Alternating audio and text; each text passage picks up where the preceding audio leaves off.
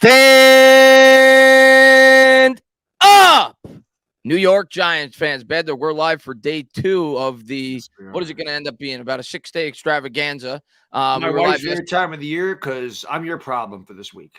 Exactly. Yeah, I take over as Baddog's partner this week. That's right. But really excited. Going to talk draft again with you guys. Any questions you guys may have, back on the channel for a couple of hours today. Obviously, yesterday, the big news for the Giants was landing A'Shawn Robinson.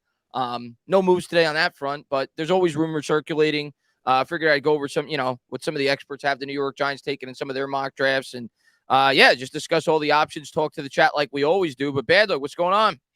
Yeah, not too much, Chris. Hope you're doing well. I was a little under the weather this morning, so that's why I'm dressed like this. I actually missed work. I feel better now. I don't know what the hell was going on this morning. Did not feel good. So it's why I'm dressed normally today. Tomorrow I'll be in my work clothes again, which they're uncomfortable. And I know everybody's like, why is Baddog dressed up? But that's why. Your dad will be happy.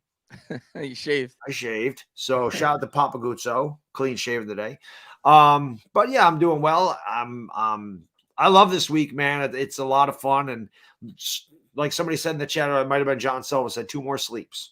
And then it's going to be here before you know it. And and then it'll be over before you know it. But it's fun. True. It's definitely an exciting time. Can't wait to see who the New York Giants end up with. Going to say hello to a couple of people in the chat. Stu in the chat. Ryan D in the chat. Juan Santiago in the chat. Dominic Palmer in the chat. Otis the Cow in the chat. Bronx Ricans in the chat. Bland in the chat. JD, my man, what's going on, JD, man? Thanks for popping in the stream, man. And we'll talk to him as well. I know he told me that he posted something on Twitter. I'll get to that message as well. Love JD. Had him on the channel before. And yeah, I know he's excited about the Knicks. What did he say? All right, this is what he just sent me on Twitter. According to Jordan Renan, the Giants have done a lot of work on Ole Miss wide receiver Jonathan Mingo and are pretty high on him. Says he's maybe a sleeper for 25th overall, but more likely an option in the second round. Renan calls him a mini Deebo Samuel type. Yeah, that's the thing that I've seen several people say about him, and I've watched highlights on him, and it's why I've said that I like him. He does remind me of like a poor man's Deebo Samuel, which is why I don't necessarily know if he'd be the type of wide receiver that we'd be interested in. As much as I love Deebo, he is versatile, but I don't know. I don't know if that's the type of wide receiver we'd be looking to install into this type of offense. But yeah, I'm a fan of Mingo, not at 25. But if they were to take him at 57, I'd be completely fine with it. I like Mingo. Yeah, again, we talked about it yesterday. There's a couple of guys that the Giants could take at 57. This is a deep receiver class. Again, I don't think anybody really stands out like the next, Jerry Rice or, Tyreek Hill or any of these really explosive, high octane guys. These, whatever, like Hall of Fame. You never know, but nobody really jumps out on the page like that one year when you had CeeDee Lamb and you had Henry Ruggs and Jerry Jeudy. Like that was receiving class was really top heavy. This one is just deep and it's a lot of good, maybe above average wide receivers.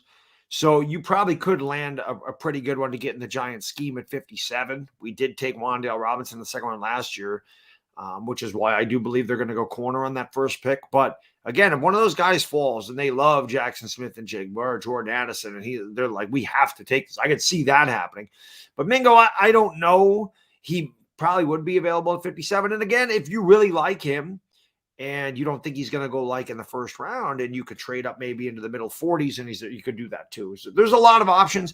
And JD, you know it, and everybody in the chat knows that this time of year, there's all kinds of rumors. There's all kinds of reports. There's all kinds of chatter. Everybody wants somebody to look at their, vlog or their column or whatever. Yeah. So sometimes, guys will think like they'll try to think outside of the box because we've heard all the normal, the Jordan Addisons, the Quentin Johnsons, the Jalen Hyatts, the Emmanuel Forbeses. We've heard all that. Keely Ringos, Deontay Banks. We've heard all those.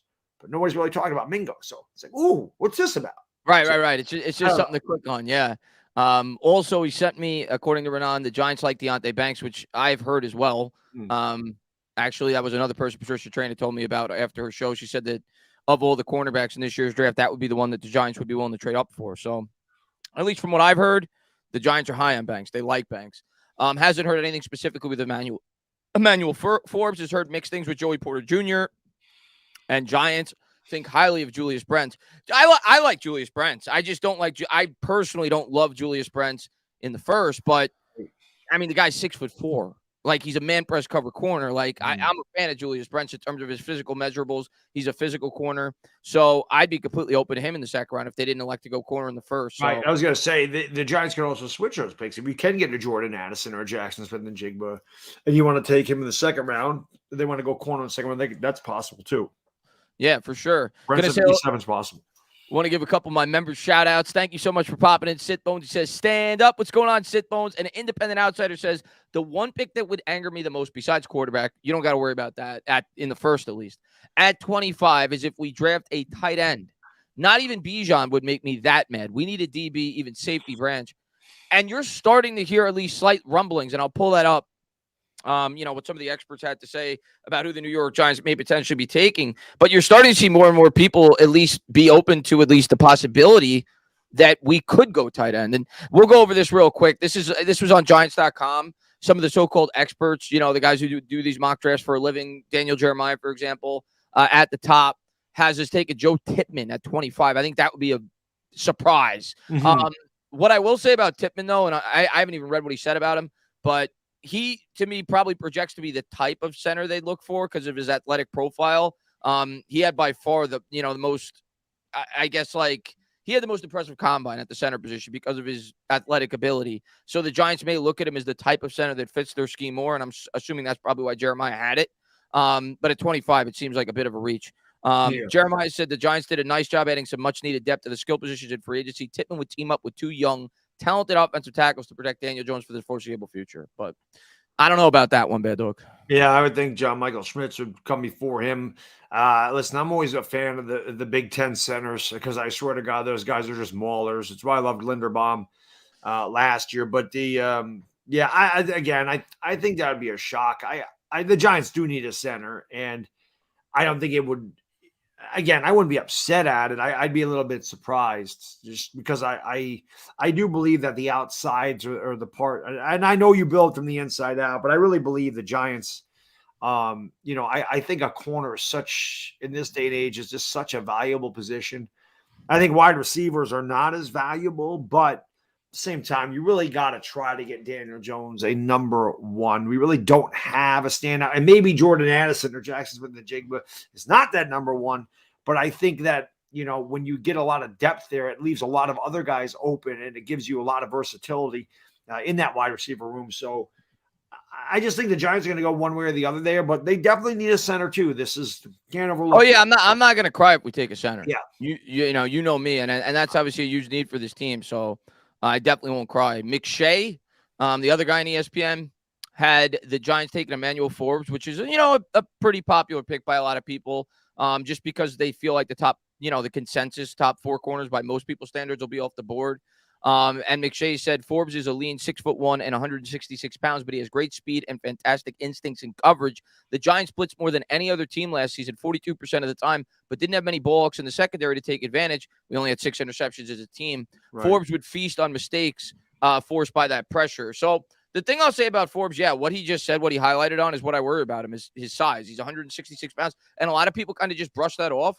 But when you play in a scheme like the Giants do and you want to play man press cover corner, like, you think about a guy who's 166 pounds, Baddog, that's, trying to press up against a guy like DK Metcalf, right? I mean, it's at least a little bit of a red flag for me. I'm not saying that I'm going to be upset if we take him. I know, I think Baddog's talking a little bit. But I think he would compliment Adoree Jackson well. I do see come out here. You just got to turn that down. But yeah, that's who he had. And then I want to go over a couple more as well. Peter King had Michael Myers. So there's the first tight end. And like I said, this is starting to gain more and more traction. I'm not in love with this idea. Maybe the Giants could go with that 2 tight end look like the Patriots did when they had Aaron Hernandez and obviously Gronkowski, but I'm not in love with the idea. With Meyer going to the Giants at 25, according to Peter King. I don't love that idea. Yeah, you can play that. I don't. That pick would actually irritate me. I don't know why we would take a tight end. Like I said to you off air, we just he's getting so big. We just traded for Darren Waller. We drafted Daniel Bellinger last year. We kept Lawrence Cage. Like, how many tight ends do you need on this team? Again, I'm not saying that a tight end can't be useful, but I think that our other areas of need a cornerback, wide receiver, center come before a Michael Mayer. So I wouldn't be happy with that pick. Again, you're never going to see me react the way I did with Daniel Jones, but that's a pick where I'd be scratching my head going, do we really need another tight end? Is that really going to put us over the edge? Is that really going to make a gigantic impact? Where I think a number one receiver or a number one corner certainly would, especially since we know Adoree Jackson's out next year. And we have a bunch of wide receivers that are on 1-year deals. Yeah. I just feel like those positions are way more important than a tight end. Yeah, and this is what he had to say. Interesting that Myers is the book on him. He caught at least one pass in every one of his 36 games at Notre Dame, is the all-time leading tight end in receptions in the rich tradition of Irish football, might be a better blocker than pass catcher, and missed just one game due to a groin strain due to injury in 3 years. Daniel Jones could use a security blanket in the short and intermediate areas, and Darren Waller and Meyer would give him 2. I'm not saying he wouldn't improve the team, but I wouldn't be in love with that pick. Charles Davis has Zay Flowers. A lot of people like Zay Flowers. Yeah, it makes sense. I think he's a natural fit for this offense, too. He's a guy that he has a lot of experience playing both on the inside and out, creates quick separation. He's actually a lot better than you may realize for a guy his size at high pointing the ball. So I wouldn't hate that pick. And that's probably going to be a popular one. Then you got Jordan Addison, another wide receiver. No surprise. I'd be happy with that one. I can tell you that. I like him. He was great at Pitt before he went to USC, too. Yeah. Matt Miller had Forbes again, doubled up with that pick. Flowers again, Quentin Johnston. So outside of that, Brian Branch, there's an interesting one. Yeah. He could play the slot and safety. But some of the regulars, I guess some of the surprise names there, though. Another guy took Tippmann. So, like, 2 guys, interestingly enough, have, at least as of now, a couple of days before the draft, have the Giants going Tippmann. I don't think the surprise is that they go center there, but Tippmann, that's the surprise. You would think if they were going center, they'd have him take a John Michael Schmitz. Mm-hmm. So that little bit of a surprise. Then Nolan Smith at the end. Yeah. But that's what some of the, I guess the experts, have the New York Giants taking right now in the first round. Buddy. So just wanted to go over that. Well, thank you to everybody for being here. We appreciate it, man. And Phil says, I wonder why Addison is number 1 on their board instead of JSN. I mean, he may not be. That's just what I've heard. But I think part of it, Bill, is maybe the experts don't believe JSN will be there at 25. I think that might be the reason too. Who knows? But I've just heard the Giants really like Addison. That's what I've heard. Take it for what you will. But he says, to me, JSN is a more fluid route runner with better hands. Give me JPJ and next year MHJ. Yeah, I just don't, like you just said, I don't see how JSN is going to be there for the Giants, and I honestly don't see how JPJ is going to be there either, if I'm being honest. I read an article today that said he could slip to the Giants, and we talked about it yesterday. I don't think he'd slip to 25, but if you really like him and he does slip to 19 or 20, you want to trade up to get him. That's a possibility. Yeah, I mean, I'd be ecstatic if we got him. I personally love Porter Jr., but I think that's the only way we end up with him if he slips to that 18-19 range and we trade up, because I don't think he's getting to 25. Will says would love corner in the first and Mingo in the second if available. I'd be on board for that one. And then you go center in the third perhaps, or who knows what they're going to end up doing. But I just want them to get good football players at areas of need, and those certainly would be 2 of them. And JD says the only counter to Forbes' size is Devontae Smith, Brandon Cooks, Jahan Dotson, all small guys. You can match up Forbes to start his career. Yeah, and I agree with that. But I think if you're taking and Forbes could bulk up throughout his career for sure. You don't know if he's going to have that same athleticism though if he puts on 20 more pounds of muscle, right? So that's part of the attraction. I think the guy ran more mid 4.3s at the combine. Clearly a playmaker. But if you're drafting Forbes, I think it's to replace Adoree Jackson. I said that yesterday on your channel. I think that's the long-term plan. I don't think that they're going to give Jackson a huge contract after this year. I could be wrong, but I think that's even more of a reason why I think they're going to strongly consider taking a corner in the first round this year. I think he's going to be whoever, if they do take a corner, I think they're going to project him to be the number 1 guy, in the near future. Yeah, there's no reason that because they're going to have to pay Adoree Jackson. You're going to have a guy in a rookie deal. He's not going to make nearly as much as Jackson. You could double up with a corner next year in the draft if you so chose to do so. So again, nothing these guys do would surprise me, and I'm not gonna get aggravated over it. I believe in what they're doing. I really feel like they have a game plan and they know what they want. But I would be surprised if Adoree was back here next year, just because I think the Giants want to get younger. And again, I think they can put that money elsewhere. But again, they will have a lot of money, and it's always good to have a veteran corner in the locker room. So I like Adoree Jackson. So again, if they kept them around for a couple more years, I can't see them getting a long-term deal, but if they kept them there for 2 years, or maybe 3 with the ability to get out after 2, I could see that too. But like you mentioned yesterday, we got to sign Andrew Thomas, we got to sign Dexter Lawrence, Yeah. we got to sign Xavier McKinney. We got a lot of other guys we got to sign too. And I do believe they're going to find a way to give Saquon Barkley some money as well. So again, I think it just comes down to area of need and what they feel is most important, where they want to put that money. Maybe Adoree Jackson's here, maybe he isn't. But I don't think that he'll be back. We'll see. I mean, we'll see. I'm not saying it's definitely he's not coming back, but if I had to guess today, if I was making a bet, I would say he's not, because of the reasons that we've talked about, not because we don't think he's a good player. JD, man, thanks again, man. I appreciate it. He says, you guys surprised Joe has been this aggressive? No, no, because I think he's been aggressive, but he's been responsibly aggressive, if that makes sense. His aggression has been essentially stopgaps, right? Like, to me, obviously, like the Campbell deal's a stopgap. That's a 1-year filler. And maybe it'll be more than that. Maybe he'll have a really good year and they'll keep him. But the same thing on the defensive line. A'Shawn Robinson's a 1-year filler. Nacho's a 1-year filler. Darren Waller is basically a 2-year filler. I don't think that you're going to have this guy here for maybe more than 2 or 3 years. He's 31 years old. He's got an injury history, but he's a guy that is at least a stopgap number 1 option for your quarterback as you continue to try to evaluate Daniel Jones and build up the rest of your roster and try to get that number 1 guy in the draft, whether it be this year or next year or whatever. So no, I'm not surprised, because I don't think he's been aggressive, but I don't think he's been reckless. He's not been reckless or reckless. Yeah. Like, had we made a trade like the Bears did at the trade deadline and traded for a wide receiver like they did and given up as high of a draft capital as they did, that's reckless. That's irresponsible. Joe Shane's been smart with, when he's chosen to push it a little bit, he's been responsible. He hasn't gone above and beyond in terms of damaging the long-term future of this football team. Exactly. And that's something else we talked about yesterday. In 2024, we have a bunch of cap. These guys that he brought in, like you said, they're stopgaps. They're 1-year proven deals. The Giants, if these guys come in here and they ball out, like Paris Campbell, say he has a big year, say he has 1,100 yards and 8 touchdowns, the Giants have money to pay him. Right. But if he stinks, you walk away from him. Same thing with A'Shawn Robinson. He comes out, he produces big. Maybe you keep him around for a couple of years. If he's a total bust, you walk away from him. I don't think Leonard Williams is coming back. I think that's done. So we'll see. But maybe he has a great year and they do bring him back. But again, like you mentioned, he wasn't reckless. It just kind of filled spots. Sterling Shepard's another one. Now, Shep is obviously great for the locker room. He's a great guy. Teammates love him. But he's dealt with so much injury. But again, you brought him back for 1 year. Yeah. And again, if he gets hurt or he doesn't produce, you can just say, well, we tried. As much as I love Shep Baddog, even if he's healthy, I think there's a good chance he doesn't make the team. It's possible. Like we talked about it yesterday, there's a lot of competition in that room at the wide receiver position.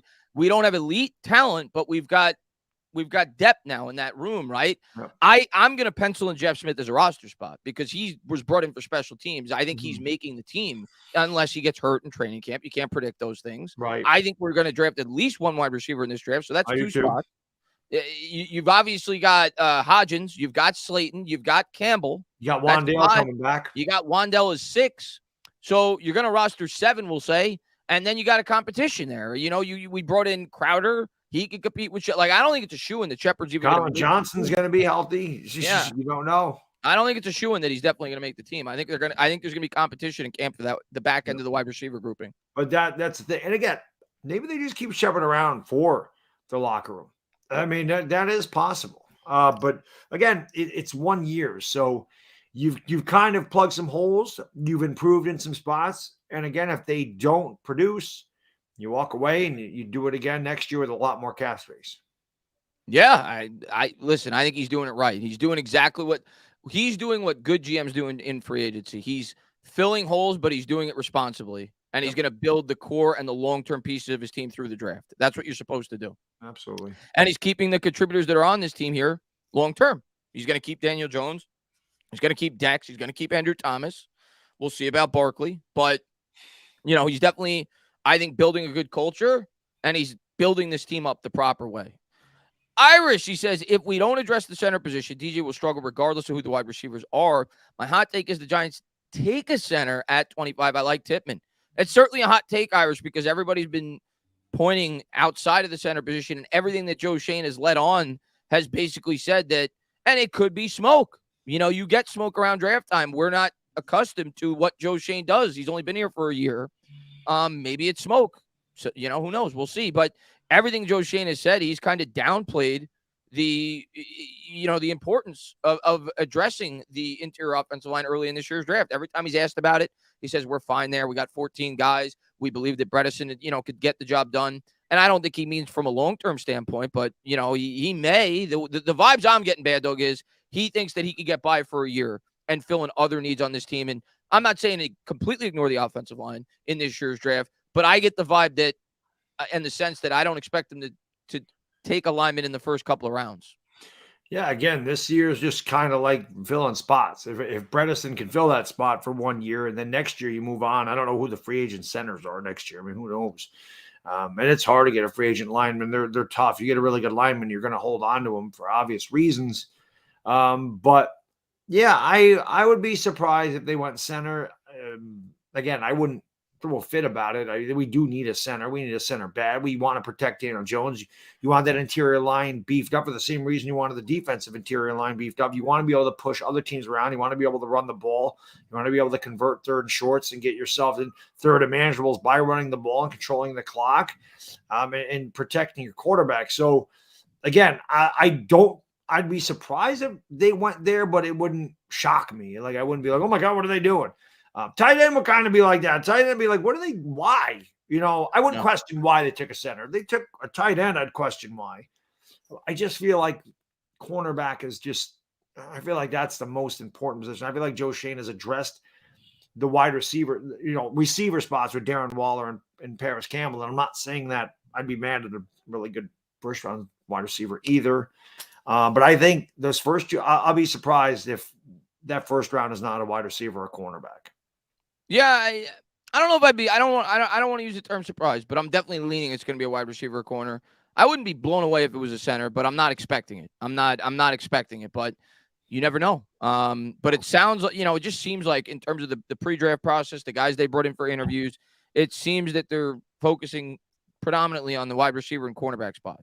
Especially in terms of like early, first round prospects. So I think the only guy that they brought in for a visit that's, a projected first round lineman, and maybe I'm mistaken, is Smits, John Michael Smits. I haven't heard, I didn't hear Tipman, even though he's not really a first round guy. So we'll see. We'll see on draft night, but I'd be happy if we took a center. It's just, I think I'm leaning that I want to go corner for all the reasons that I've stated now for a few months, but I'd be completely fine if we went with a center. Murdoch says, I've never dreamed about 300-pound men, but please draft a big, natural, smart, natural center in the second or third round. Murdoch, I mean, if you were in my head, you would, because I dream about 300-pound men every night before I go to bed, especially around this time of year in April, March, when we start thinking about the draft. I've been deprived as a Giants fan since our last, Super Bowl team, really even before that, the 2008, 2009 offensive line was incredible. And I always think back to that team, how they built that team. Even when I started watching football as a kid, even though I hated them, the Dallas Cowboys teams in the early to mid 90s, it all started up at the point of attack. Michael Irvin, Emmitt Smith got the flowers, but that offensive line, probably the best line of all time. And all you got to do is go back and watch those games against the Eagles last year. Like, you win in the trenches. So for me, I always want the offensive line addressed until such time we got a finished product. So I'm always dreaming about the 300-pound behemoths come draft time. Absolutely. I mean, you look at that Eagles game, and there's no question. There's no way a Giants fan could look at what the Eagles did to us and go, God, I wouldn't like that as our offensive line. God, what I wouldn't give to be able to run the ball like that, no matter who the hell our back was. I mean, they could plug anybody in there. Like I said, they could have plugged me in there. I would have got 8 yards in the second half against the Giants. So it's really important. And we have not had a good offensive line here in years. And it showed. So again, you just paid your quarterback all this money. I do think the Giants will take some swings at the offensive line in this draft. I just don't know when or who. And I know we need that center, but I think they're going to lean to the outside and maybe look at that center second or third round if they don't go corner wide receiver in the first 2 rounds. And then again, there's always a possibility of trading back and accruing more draft capital and being able to do it that way. Yeah, I mean, listen, if they trade back, I think it opens up all the options, right? If you trade back, you accrue more draft capital, you fall to 36, 37, 38, then nobody's going to blink an eye if you take a center. Nobody's going to blink an eye if you take a defensive end. Right. But I think if we stay, it all depends on who falls to us too, And Right. I talked about this today on Twitter. Like, you look at the teams picking in front of us, Baddog, they all need receivers. Yeah. So, like, the more I look at the board, the more I'm like, there's no way. Unless these wide receivers are really down, like they're really down on these wide receivers, I'd be surprised. I'd be surprised if any of those top four, maybe Quentin Johnston, because he seems to be falling as the draft gets closer, gets to us, because there's teams that need receivers, and I'd be very surprised if any of the top four cornerbacks fall to us. So I'm of the belief if the Giants want one of those top four corners or want one of those top four wide receivers, they're going to have to go up and snatch them. I don't think I don't think they could depend on those guys to fall to them at 25. Now, they may be completely content at staying at 25 because for all we know, Baddog, they may have Cam Smith as high on their board as Deontay Banks. They may have Jonathan Mingo. We don't know. Right. But if the guys that are thought to be the cream of the crop in this year's draft at those positions, I don't think are going to be there when we pick at 25. Maybe one of them. But I'm leaning that none of the top four corners will be there when we pick. What I do know is with this particular front office, they will have more than one plan. Jerry Reese never had a plan. Jerry Reese, if somebody took his player, he panicked. Like there was no plan B. And I think we talked about that with Patricia Train a lot during the season, that the coaching staff, the GMs, they always had a plan B and they had a plan C and they had a plan D. If this happened, well, we'll do this. If this happens, they're going to do that. They're going to go in there with a plan with a bunch of different scenarios, and they're going to pick whichever scenario fits that what suits them the best, depending on what's presented to them. So again, these guys are smart. Whatever move they make, I'm going to get on board with it because they know what they're doing. Yeah, I mean, listen, what choice? This is what I've learned more and more as a fan. Especially as I've started to talk about the team on YouTube. Is what choice do you have? What's up, little bad dog? What's going on, buddy? Guy. What's up, my man? How was Disney? Did you have fun at Disney World? He's just being shy now. Did you have fun at Disney World? Yes. Yes. Okay. Awesome.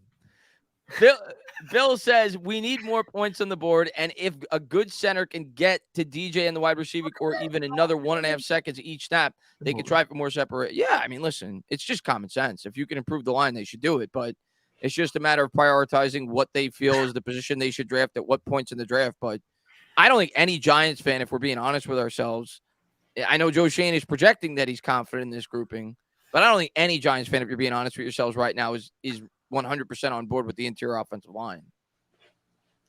Yeah, I mean, listen, you got it. Like I said, you just gave Daniel Jones $160 million, and he has the opportunity to make over $195 million. So you got to protect him. You got to be able to run the football. You got to be able to do things that we haven't done in years. You got to solidify that in front of your guy. You mentioned this with the Jets and Sam Darnold years ago. You just paid for a Ferrari but didn't get the insurance. What's the point? Yeah. So yeah, I'm not gonna be, like I said, the tight end, when you see tight end in some of those mock drafts, that to me is a head scratcher.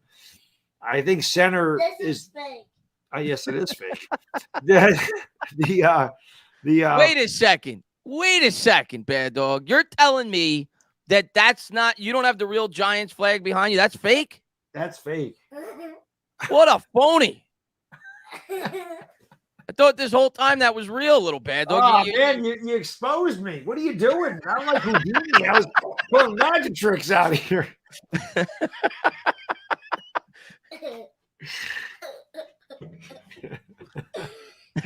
Yeah. Who are the Giants? Can you tell everybody that the Eagles are poop? Tell everybody. Tell everybody the Eagles are poop. Just say it. They'll love it. You better say it. Just tell them the Eagles are poop. The Eagles are good. Oh, get out of here. Get away. Johnny, are you sure? Are you sure that kid is yours? I don't think. Now I'm going to have to get a blood test.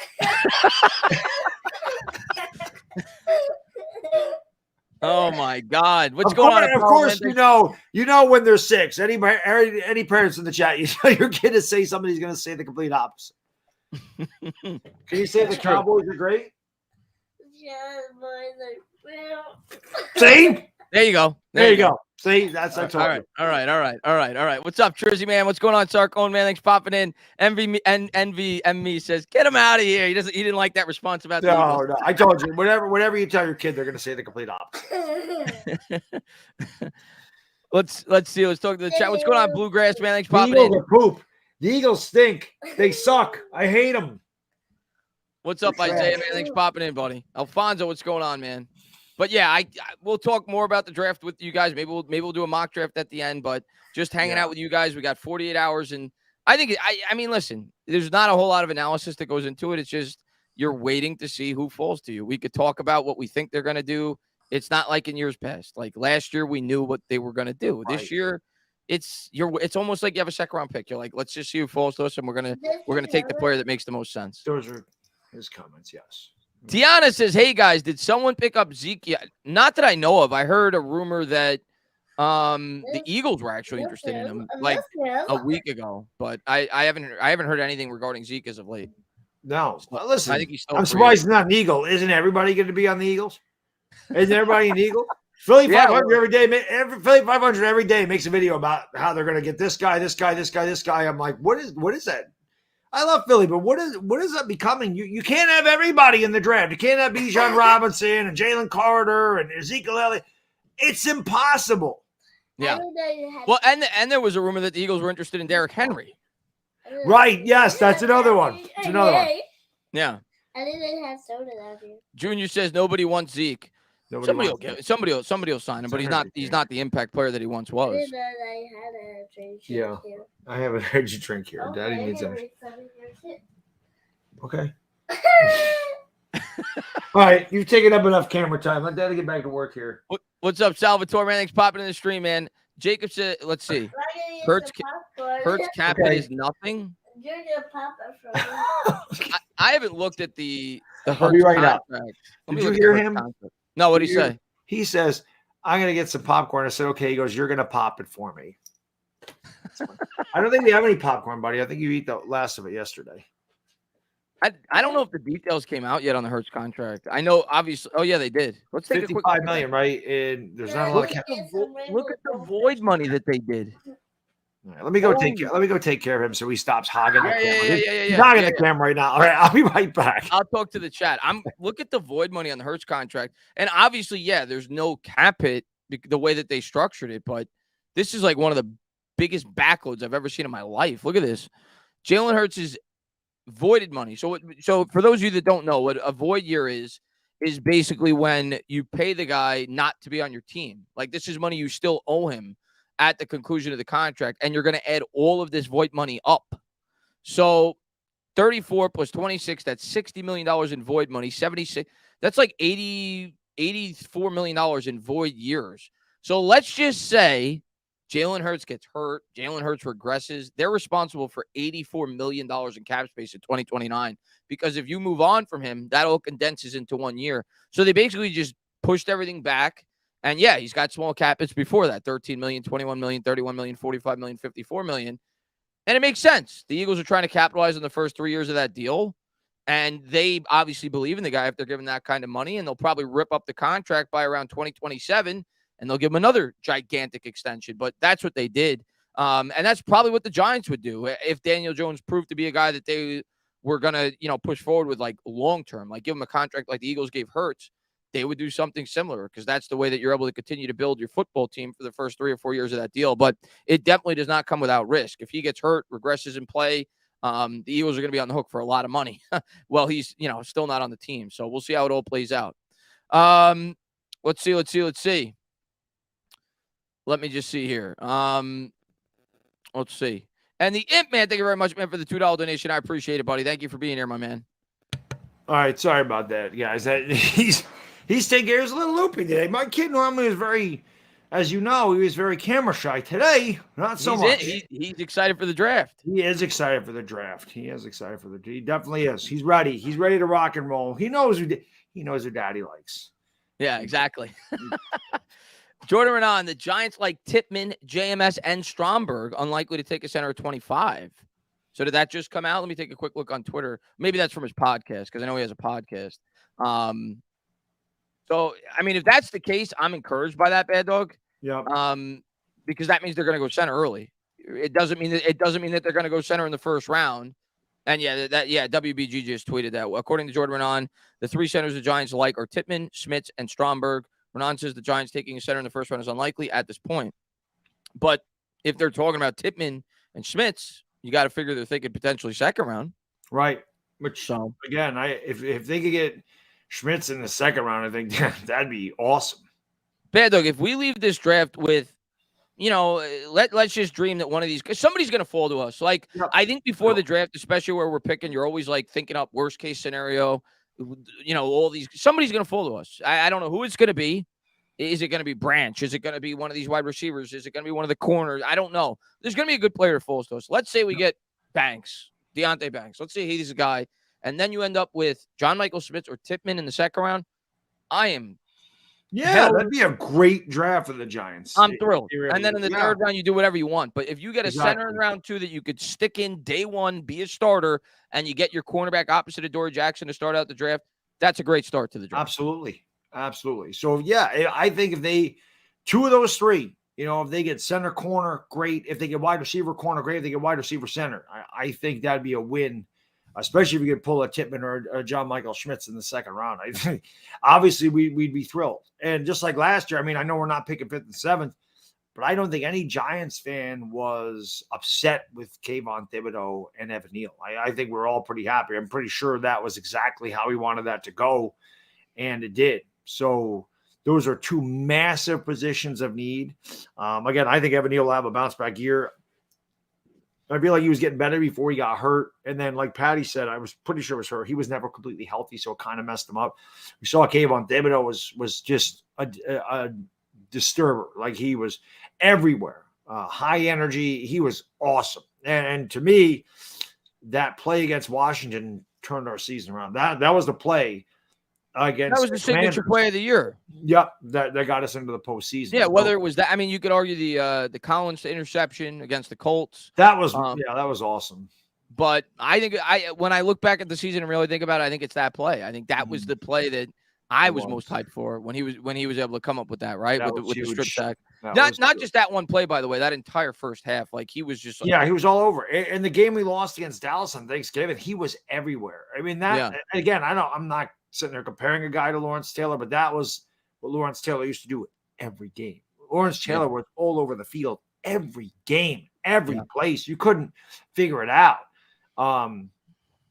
So I was thrilled with that, and I do think Evan Neal will get a lot better coming out healthy. So I love those first 2 picks. But, if we can nail down 2 of these 3 positions in the first 2 picks, I'll be extremely happy with that draft. Yeah.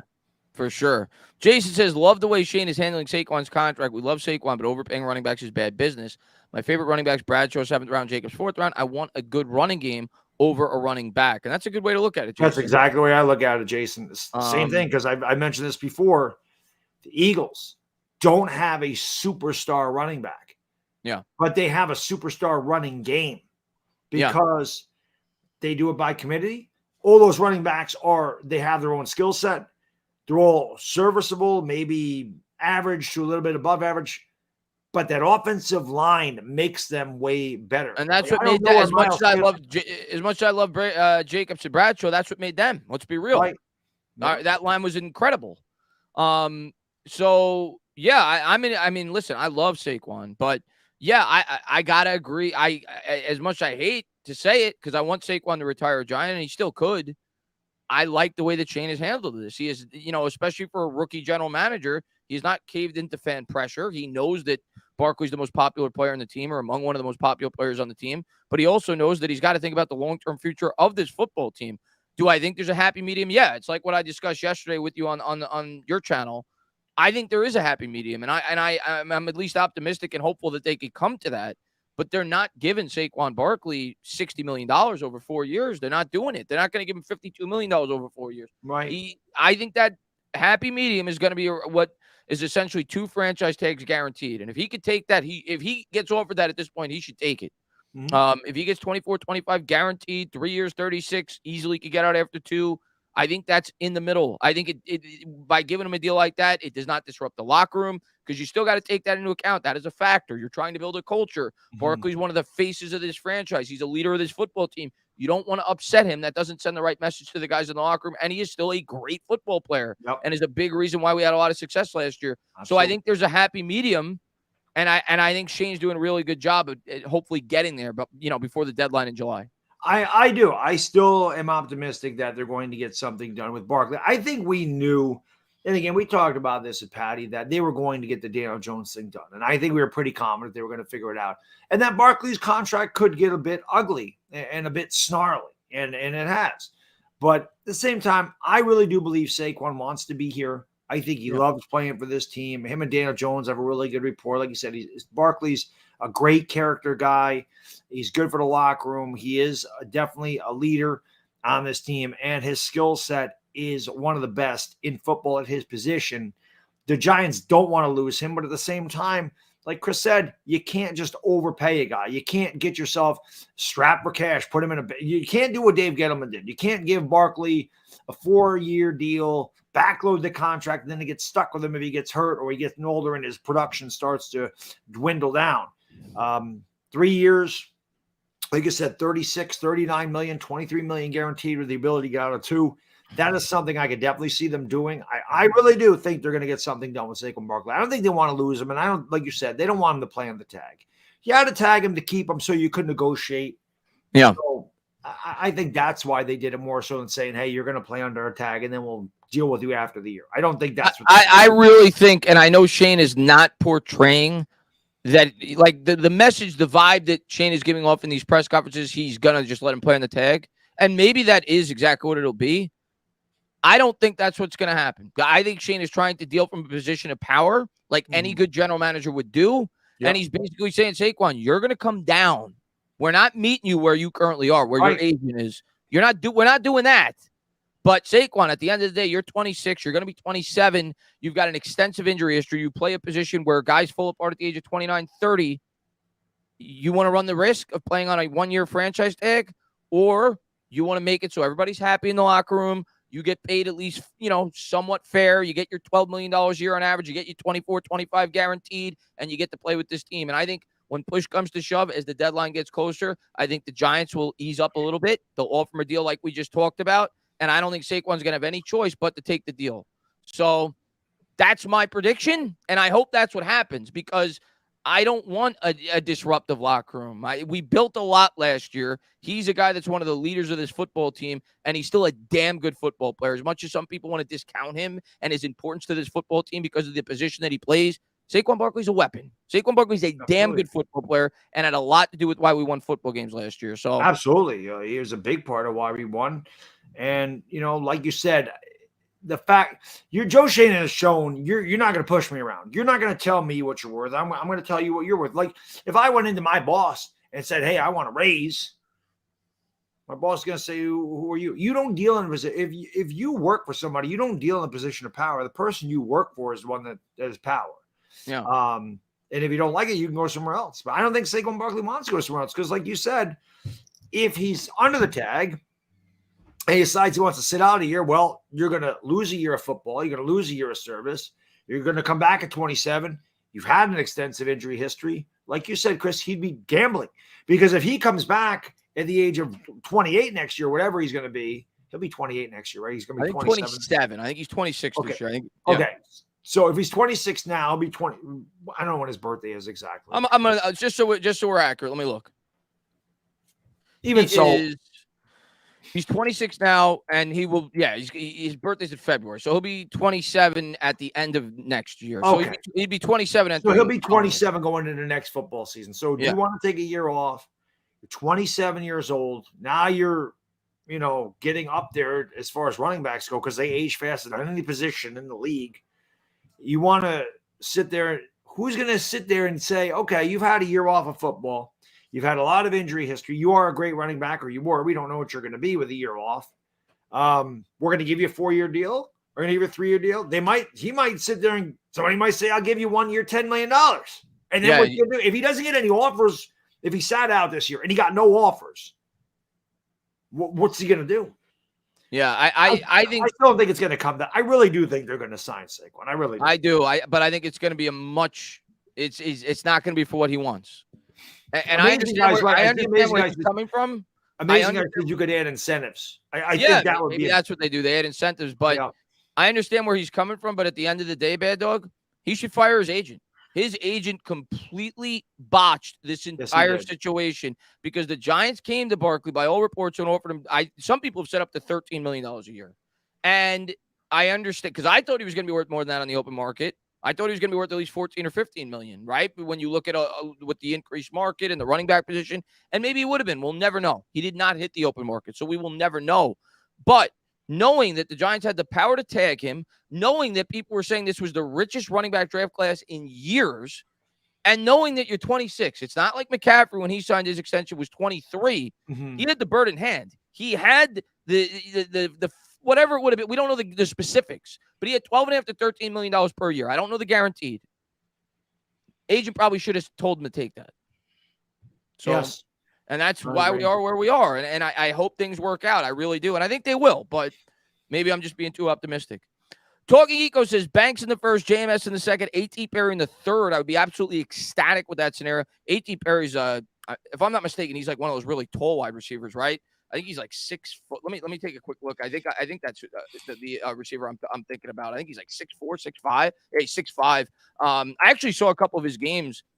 Wake Forest was actually a pretty good football team this year, and I saw a couple of his games. He's talented. I wouldn't be upset. I wouldn't be upset with that mock. I mean, you end up with a center in the second rather. That's what we just said. Banks in the first.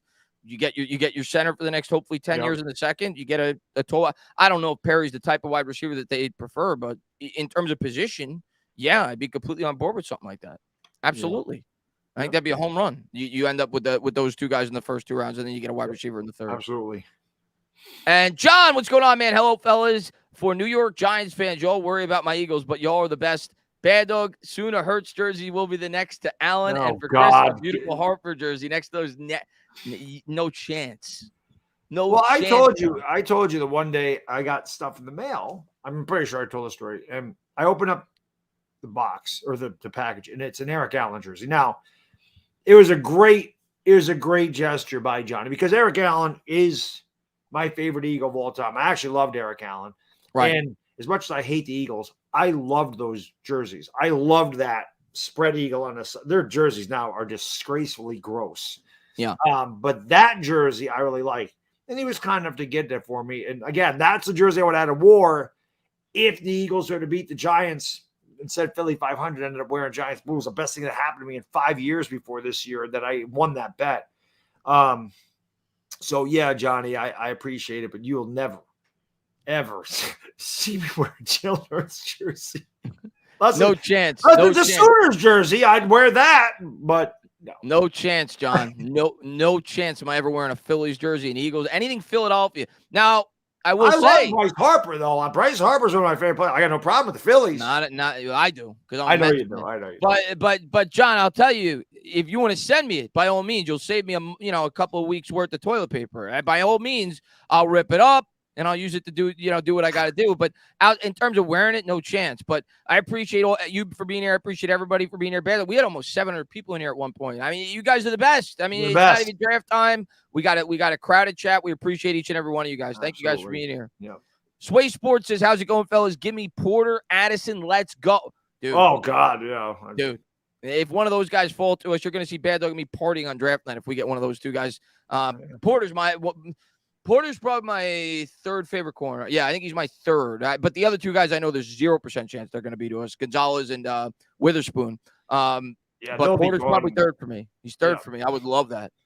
Andrew says, you're on the clock. Flowers or Addison? I'm an Addison guy myself. It's probably because I know more about Jordan Addison, being that I watched USC for the simple fact that I love Caleb Williams, as you all know. And I don't watch much of Boston College, right? If I'm being completely honest. So I don't know a ton about Zay Flowers. So for me, it's just more, I know more about Jordan Addison. I like his game. He's got great hands. He's a solid receiver. And again, I don't know much about Zay Flowers, but a lot of Giants fans seem to like him. I can tell you this, Andrew, if either one of those are there and we take either one, I'm be a happy guy. I can tell you that. Yeah. From what I've heard, it would be Addison. That's what I've heard, at least from Patricia. So take that for what you will. But I think Flowers fits this offense very well.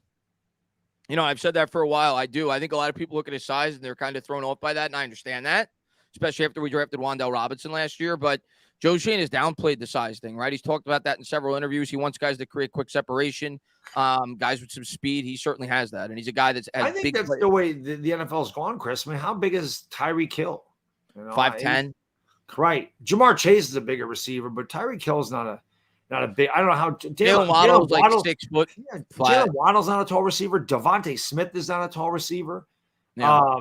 So I think that's kind of gone by the wayside. The big tall. I mean, you still take one. I'd have no problem. Quentin Johnston is a big. He's 6'4". I may have an issue if they do that, but it seems like this day in the NFL, you really want those quick twitch guys to get off the line of scrimmage and they're open immediately.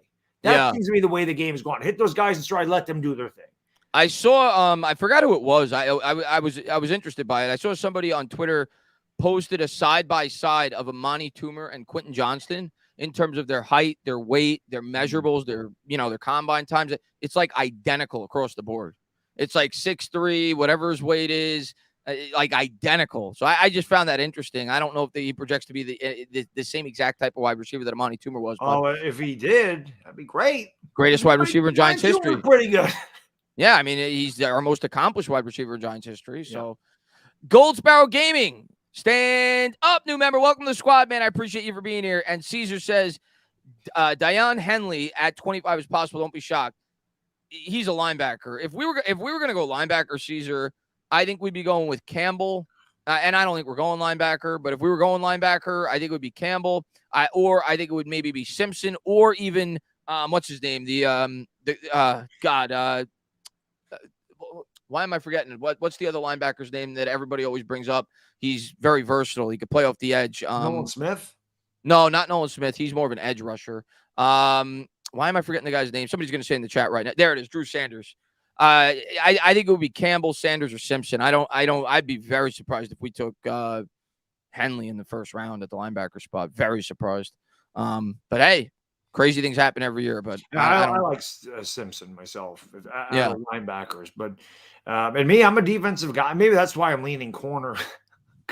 I'm just a defensive guy, but I know how important I know how much we need a wide receiving game. There's no question about it. And again, people want to talk about Daniel Jones and put up these great passing numbers. Again, some of that was by design, and some of that was his receivers were right at the top of the league in drops. He's throwing to Richie James. He's throwing to, Isaiah Hodgins, who ended up being great, but came off the scrap heap. We had so many injuries to that wide receiver core. He lost Daniel Bellinger for a while. And he's still, the Giants offense was a lot better this year than it had been in years past. And that's why I said, you're getting him weapons. You paid him a lot of money. You have to get him better players, better skill players. So I expect Daniel Jones to have a better season. I think you will see his statistics increase without a doubt. Like you said, Chris, I'm not going to sit there and say he's going to throw 35, 38 touchdowns, but I think he'll throw in the 20s for sure this year. I'm telling you right now, he's going to have a much better statistical year. Yeah. They didn't pay him $40 million to just, they're going to put more responsibility on his plate this year. There's no doubt about it. He's got better players to throw to this year. He's got more, and he's getting more accustomed to what they want to do in terms of the offense. So, and you figure Neal's going to get better. So, Roman says, Jonathan Mingo is who I want. Check him out. I've checked him out.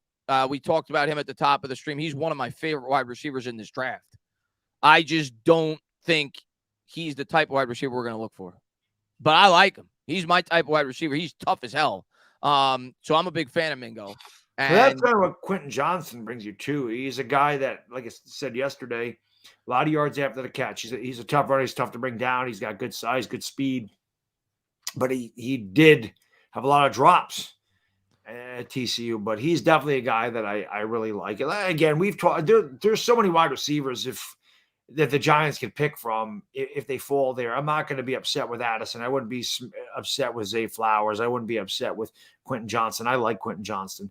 I don't think Jackson Smith and Jigba will be there. Obviously, that'd be if he's there and they don't take him, I might be like, why are you not taking him? But just again, when you're picking 25th, like Chris said, you wait to see who kind of falls to you, because there's really no like we're targeting this guy, because you target one player. The odds of that particular playing falling to you when you're picking 25th isn't the same as when you're picking 5th. So we'll see. But again, I think these guys have many scenarios that they're going through. They're going to do their due diligence. These guys are smart. They have 21st century analytical minds. It's the first year that Joe Shane had his scouting department there. He, Dable, Brandon Brown, they know now what the Giants' weakness is. And you've seen it the way he's addressing free agency, beefing up the interior offensive line and adding a tight end, adding a threat at tight end of Darren Waller. Obviously, when he's healthy, and that's a big if, but a great tight end offensively when he's healthy, and adding a guy like Paris Campbell, who had a big year last year and he's a 1-year deal. So it's a high reward, low risk move. I love what he's done. And I feel like they're going to nail this draft again, Chris. I really do. Nation says I missed some super chats. I'm still behind, but I'm going to go back and make sure I didn't miss any. I got Caesar. I don't like to miss those. I got Golden Sparrow. You're on the clock, Flowers or Addison. We answered that one. I don't think I missed any. I think I'm just running behind. Got Sway. I think I'm good. I'm just running behind. So, but thank you to everybody for being here. I appreciate all you guys. Yeah, can't wait for the draft though. Can't wait. Modern Mail says, "Oh, dude, what do you think about the Knicks?" I'm Baddog, and we're obviously going to stick to the Giants, but Baddog, how cool? And you go back to the Knicks even further than me. How cool if Miami wins one more game,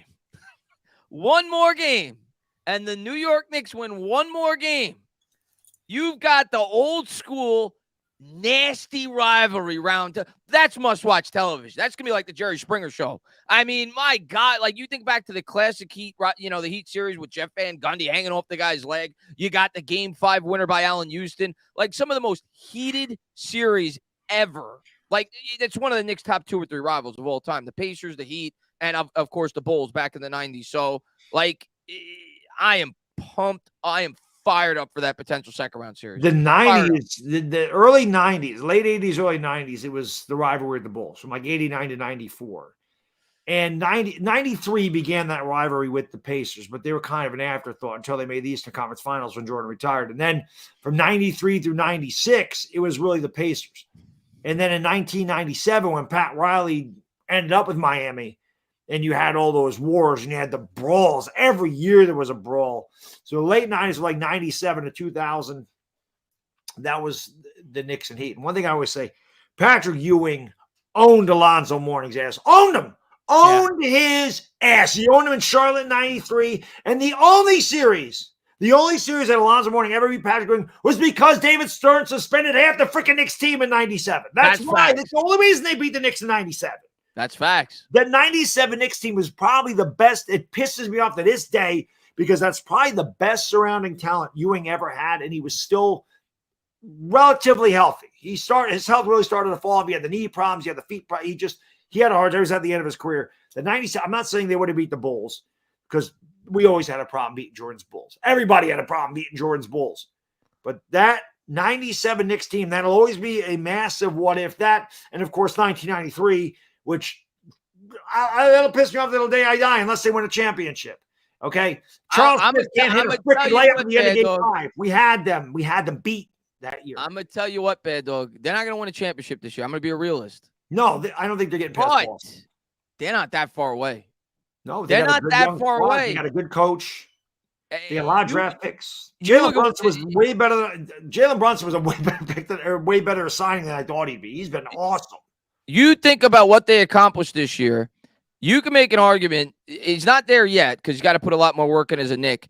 Jalen Brunson might go down as the best free agent signing in the history of the franchise. Might. Like obviously in one year, Chris, he's the best point guard we've had since Mark Jackson. Yeah, you got Houston still, of course, great free agent signing. And Josh Hart is going to go down as one of, not the best, but one of the better trades. They did it in the same year. They've recruited all this draft capital. And you think about some of the impact players that they've gotten in these drafts.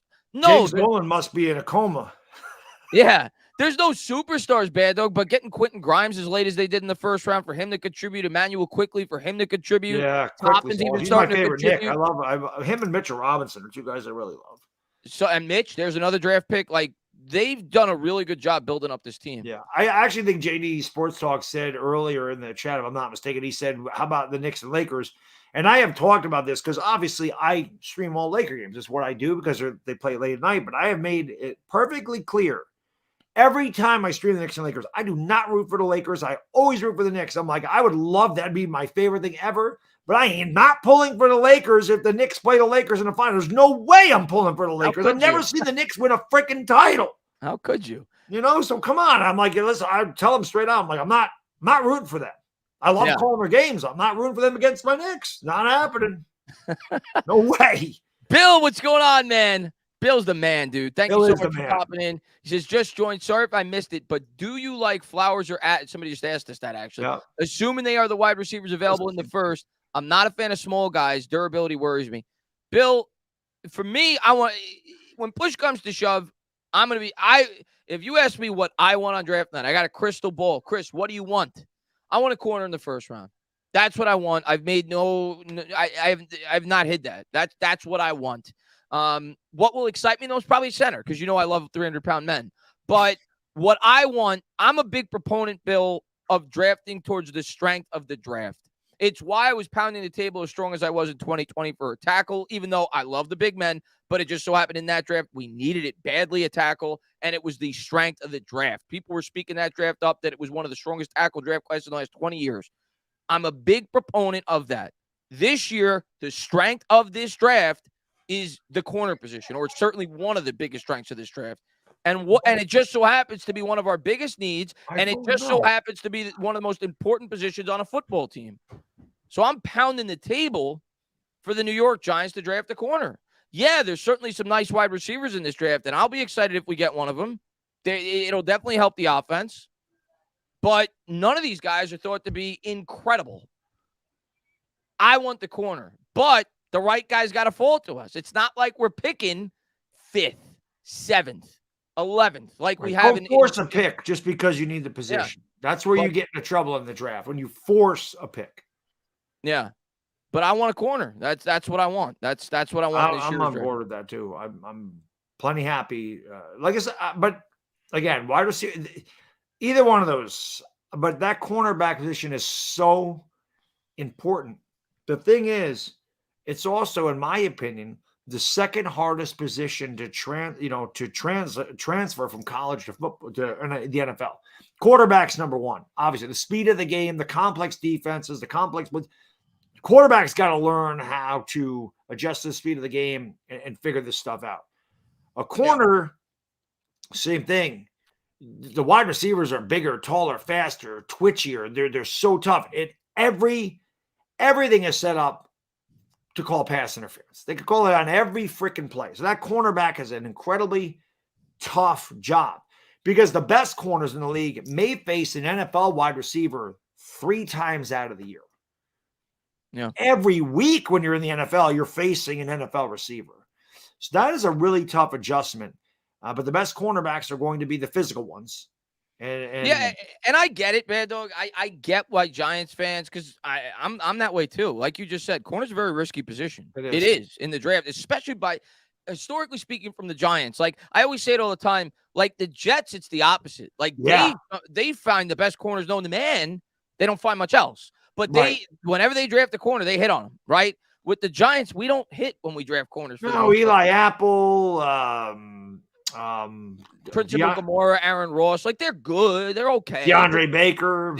Oh God! But we have never found like an elite corner for like a 9 or 10 year stretch, and I get it. And we're a team that, historically speaking, is built from the pass rush. But in today's NFL, especially when you're going to blitz the way that we do, we blitz 42% of the time last year. You better be able to cover. And when you look at our cornerback grouping and you project towards the future, and you're not just thinking about this year, we're talking about Adoree Jackson. Now, there's a good chance he won't be here after this year. What the hell are you left with? So for me, in a super rich cornerback draft class, if there's a guy there worth taking, you run to the podium. I agree.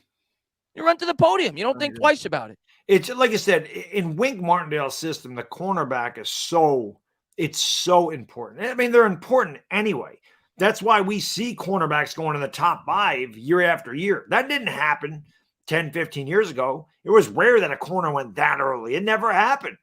So, yeah, man. Again, if one of those guys falls in the Giants, like Chris said, I'm running to the podium. I'm not waiting. I think that's where they're leaning.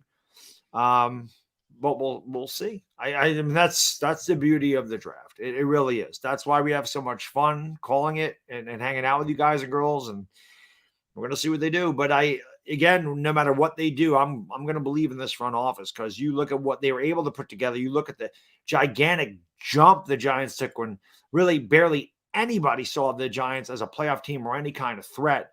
For the first year of a new GM, a new assistant GM, new coaching staff to come in here and a team that was, the worst team in football over the past 5 years and deal with the amount of injuries that they dealt with.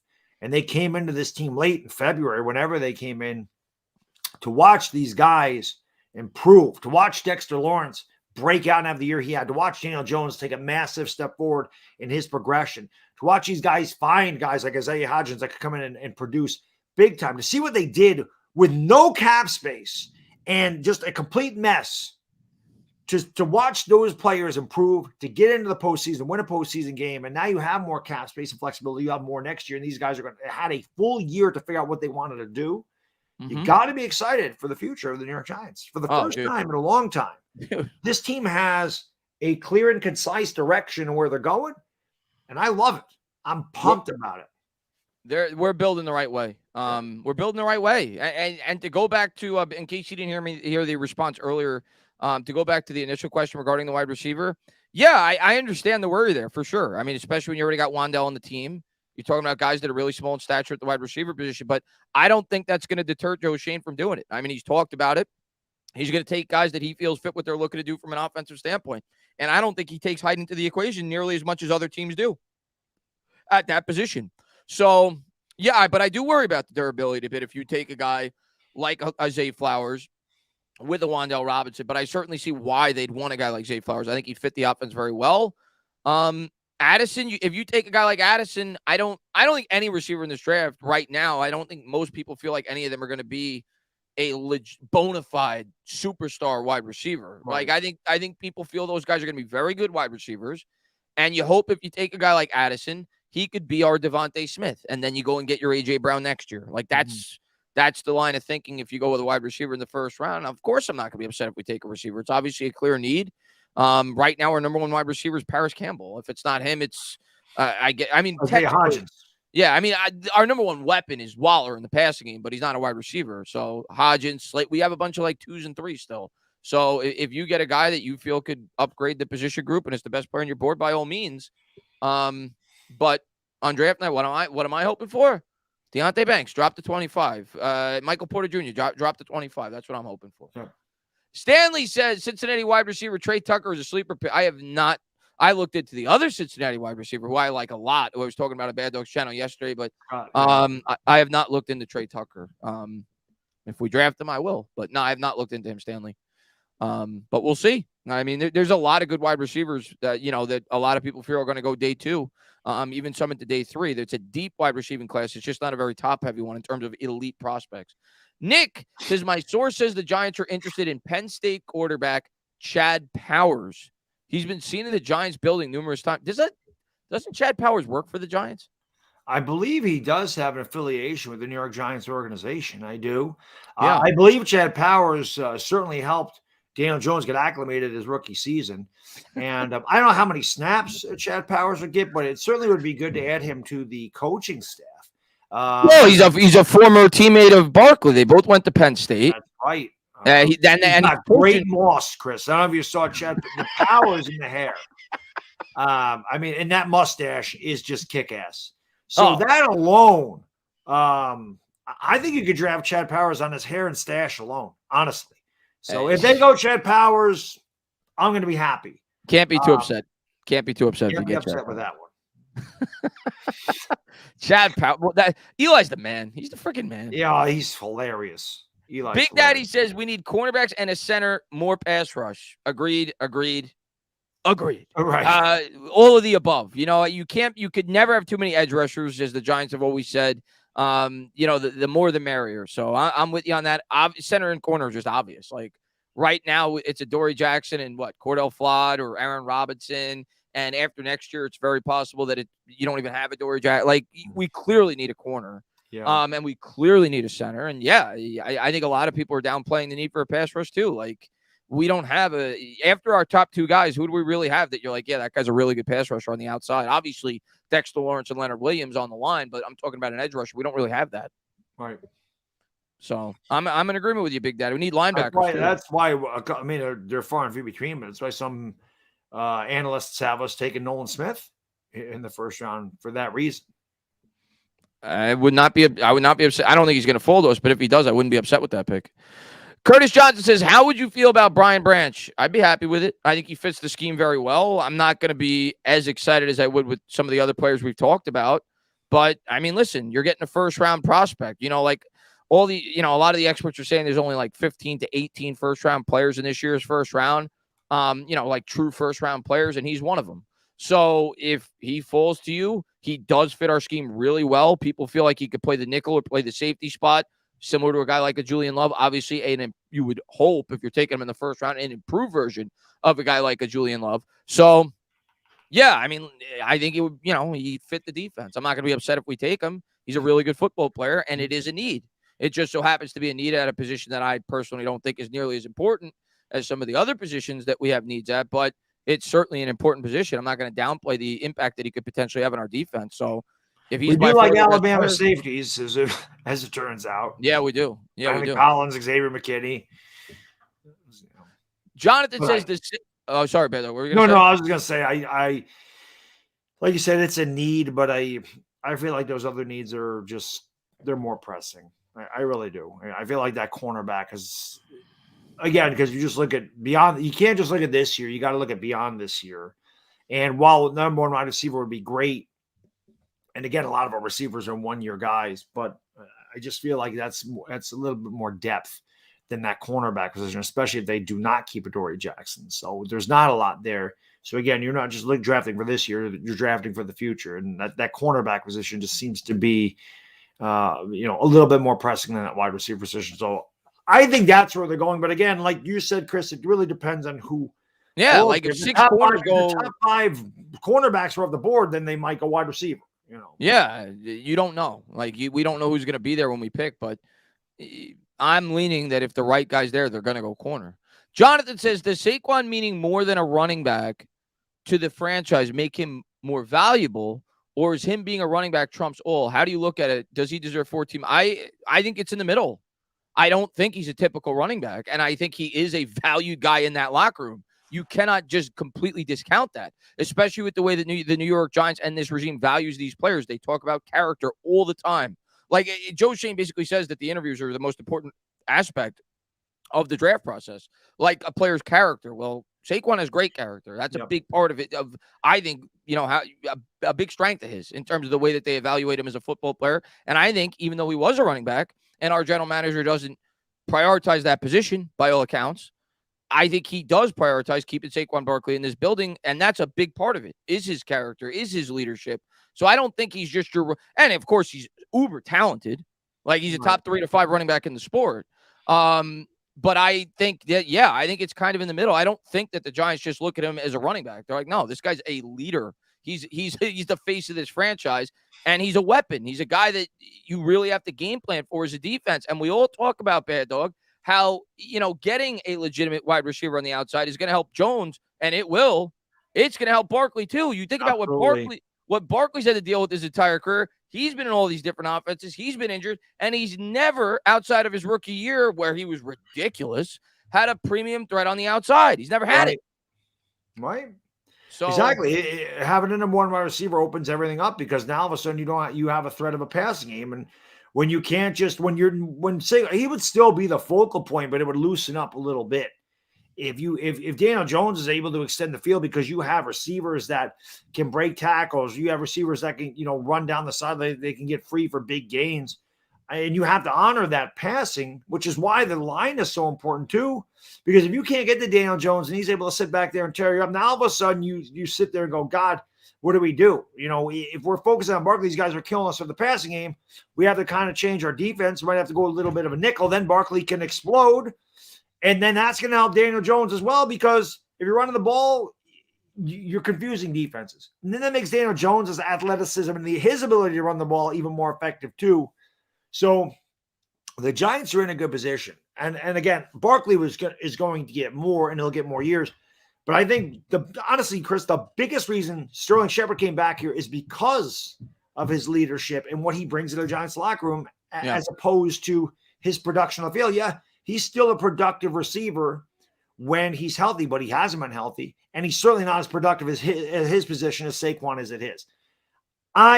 Gut feeling, like you, Giants will get something done with Saquon. He's going to be here for the next 3 years. That's the way I agree with you. I think they're going to get something done. I know a lot of fans will just kick him to the curb, and I get it. I get the argument 100%. I think they're going to find a happy medium. Legend says, I would love Banks in the first, Darnell Washington in the second, and then Trey Palmer from Nebraska in round 3. I mean, Darnell Washington is a really talented tight end. Obviously, Banks in the first. Yeah, I mean, I'd be on board with that. I mean, at that point, though, you're not really addressing, you're not getting a center. I really hope we get a center in one of the first 3 rounds personally, but you get Banks in the first round, I'll be very happy with that pick. Yeah. I really hope they get a center before the end of day 2. I really do.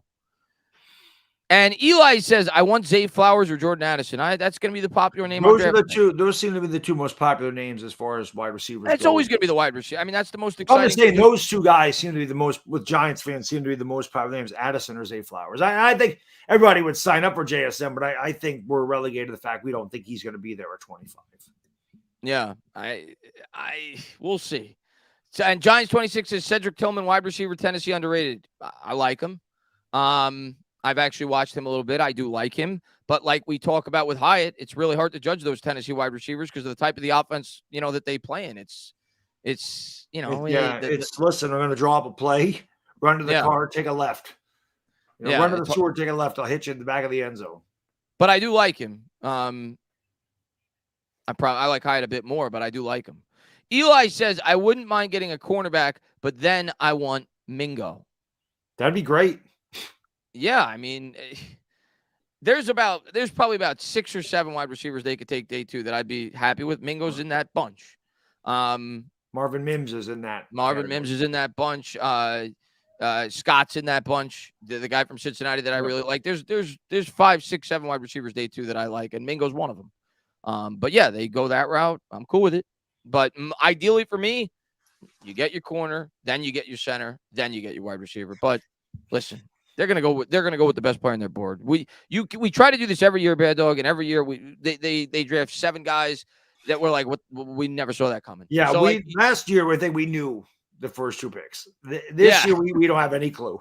Yeah, so we could do our mocks. That's part of the fun. We like to guess with you guys. Yeah, in the chat. So now Chris and I are not going to make reaction videos on the first round pick this year. We decided, but at the same time, I'm not going to be looking at the chat because I don't want to. Oh yeah, you don't want it to ruin the reaction. I still want to see what we do, but that's part of the fun is picking your guy and seeing if you hit your guy. But yes, round 2, I forgot the guys we were talking about. I don't even remember. But when we took Wan'Dale Robinson, we're like, huh?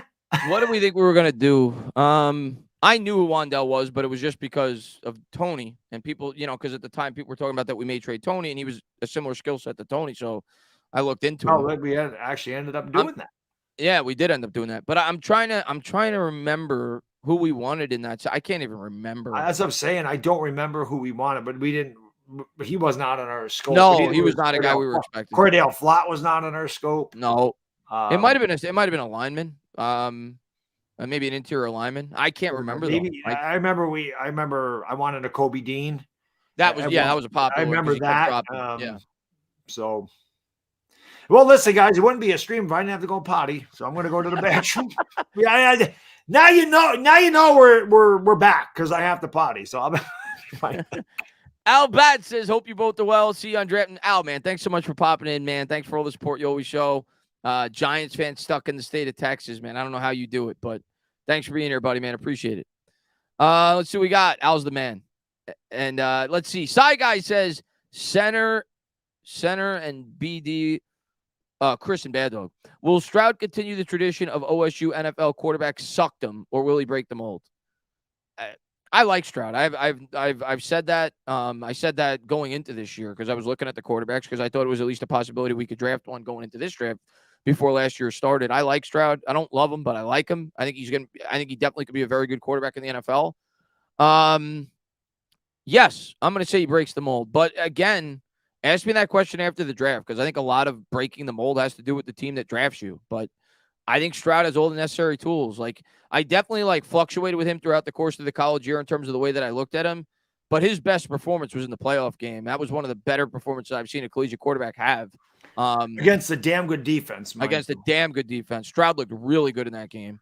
So, yeah, I like Stroud. I'm not saying he's going to be, Mahomes, but I think he's going to be a good quarterback. So, yes, I will lean that he will break the mold. You know me. Until it happens, nobody's breaking the mold. I've heard this about Ohio State quarterbacks for years, and until one of them proves me wrong. Same thing with the USC quarterbacks. Caleb Williams is going to be a beast, but he's an Oklahoma quarterback. He transferred. That don't count. That don't count. Just like Jalen Hurts. I love the fact he played for Oklahoma, but he's an Alabama guy. He's not an Oklahoma guy. So, until they do. Same thing with Florida. That's why I don't believe in Anthony Richardson. I don't believe in some. It's just certain schools I don't believe in. USC's one. Florida's one. Ohio State's one. So one of those guys proves that they can play in the NFL for a long time, be effective. I can't sit there and say, yes, these. I get it. I get it. I like Stroud, but I can't have faith in him. I get it. I get it. Has to deal with the situation they go into, right? So, hey, listen, it's very hard to judge quarterbacks in college, especially when they're in a situation like Ohio State, where they got wide receiver. They have the best wide receivers on the planet, and the guys are running wide open every play. Like, I get it. But I do think he's going to break the mold. He looks good to me. Yeah, it still doesn't hurt to have Marvin Harrison Jr. and Jackson Smith. Marvin Harrison Jr. Hot take, Baddog. Marvin Harrison Jr. is going to be a better next year. He's going to be better than his father. Yeah, he could be. He won't be number one. Caleb Williams will be number one next year. He's going to be the first. Good chance he's the first quarterback drafted the first non-quarterback drafted next year. Yeah. He's that good. Like, Marvin Harrison Jr. is ridiculous. I agree. Sitbone says Hooker at 25. If we're not picking there, sure. If we trade out of it. Not if we're drafting at 25. I think he was talking about his age. Yeah, maybe. We ain't taking him. I'll tell you that right now. If we took Hendon Hooker at 25, I'll end the stream. That's not happening. So I'm not worried. That might get a Daniel Jones reaction if that happened. That would get a Daniel Jones reaction. And now people are going to be like, ooh, Hendon Hooker, man, come on, pick him just so they can see our reaction. Zeke says, what's up, guys? Hope all is well. Would you be okay with the Giants trading out of the first altogether? Yeah. Yes, absolutely. Of course. I mean, it's boring on draft night, but yeah, if the right deal presents itself and you could drop back, accrue more draft capital, if there's not guys that are there where we're picking that you feel are first round talents, the question then becomes, Zeke, though, if there's not guys that are there that aren't first round talents, or teams going to be rushing to the table to trade up, right? So maybe in a Hendon Hooker situation, if a team really likes him at the quarterback spot, I suppose something like that's possible. But no, I'm never against trading up or trading down, depending on the situation that you're in. I wouldn't be against trading up either. If it meant that we went up and got, one of these corners we're talking about. So we'll see on draft night. But no, I guess the one good thing, Chris, is, you said if you trade out of the first round, it's boring, but at least there wouldn't be many more picks after us in the first day. And then we'd have more to do in day 2. More to look forward to the following day. Yeah. Yeah, that's true. I disagree. He says Harrison Jr. is nowhere near as good as his. I mean, listen, obviously that's a hot take because that's why I said it, Tommy. Marvin Harrison's one of the top 6, 7, 8. He's probably more talented than his dad. I didn't heard that his father had Peyton Manning throwing. He had Peyton Manning his entire career. And Marvin Harrison was great. He's one of my favorite, actually, non-Giants ever. I love Marvin Harrison. He was just a guy that he did his job. He wasn't like the Terrell Owens, the Randy Moss. He just went out there. Like Jerry Rice. Yeah. Yes. Yeah. Not as good as him, but yes. Right. He just played, and he He wasn't flashy. He was a great player. But in terms of physical skill set, Marvin Harris Jr. is ridiculous. He's ridiculous. Yeah, when he you is. like, dude, like the guy, he's one of the best collegiate receivers I've ever seen. Let's just put it that way. He's really good. Phil says it was George Pickens we wanted over Wandell. Yeah, but and I get it. But I understood why the Giants took Wandell. They felt, and I think we got to be prepared for that this year. There's going to be guys, on the draft, whether it be the first round, second round, third round, that people are going to bitch about. Oh, well, this guy was ranked much higher than this guy. Why did they're not drafting based off of your mock drafts. They're drafting based off of how they feel these guys are going to fit what they're looking to do. Whether it be, based off of the interview process, whether it be based off of how they feel they're going to fit in the specific role that they're going to assign them for the football team. So I understand it, and Pickens looks good with the Steelers, but that the Giants are not going to draft based off that. They're going to draft based off the guys that they feel fit what they're looking to do. Yeah, and that's exactly why they took the players they took last year. Yeah. So, and Zach, thank you for remember. He says, "Happy draft week. Keep the great content going, brothers. We appreciate it, Zach. Thank man. you. Thank We you for being here, appreciate buddy. it. And we will, Zach. We will keep it going. Be here all week. Yeah, for sure." And Albin says, "I hope Will." What's up, Albin? Man, good to see you, man. He says, "I hope Will Levis falls to 25, so some teams want to trade." Yeah, that'd be great. That'd be ideal for us. Yeah, if Will Levis falls to 25, it certainly opens up trade possibilities for the Giants because most people view him as a first-round quarterback. So, yeah, that'd be great. I don't think here's my bold prediction, Baddog. Give me your bold prediction. I saw a couple of people asking that. Who's your guy that like drops a lot further than people think? We talked about this yesterday. I'm gonna say Anthony Richardson. That could definitely be. I'm gonna say, I'm not saying he falls out of the first round. I'm gonna say Anthony Richardson falls out of the top 10 picks. I would say exactly what Albin did. I think I mentioned that before. I think Will Levis could, although there's definitely teams high on him, and somebody said yesterday his stock is rising. I didn't think, again, I don't listen. I'm not gonna sit there and go, oh, I know what I'm looking at. I'm an expert. I'm good on film, and I'm this and that, and I know. Will Levis did not impress me in Kentucky.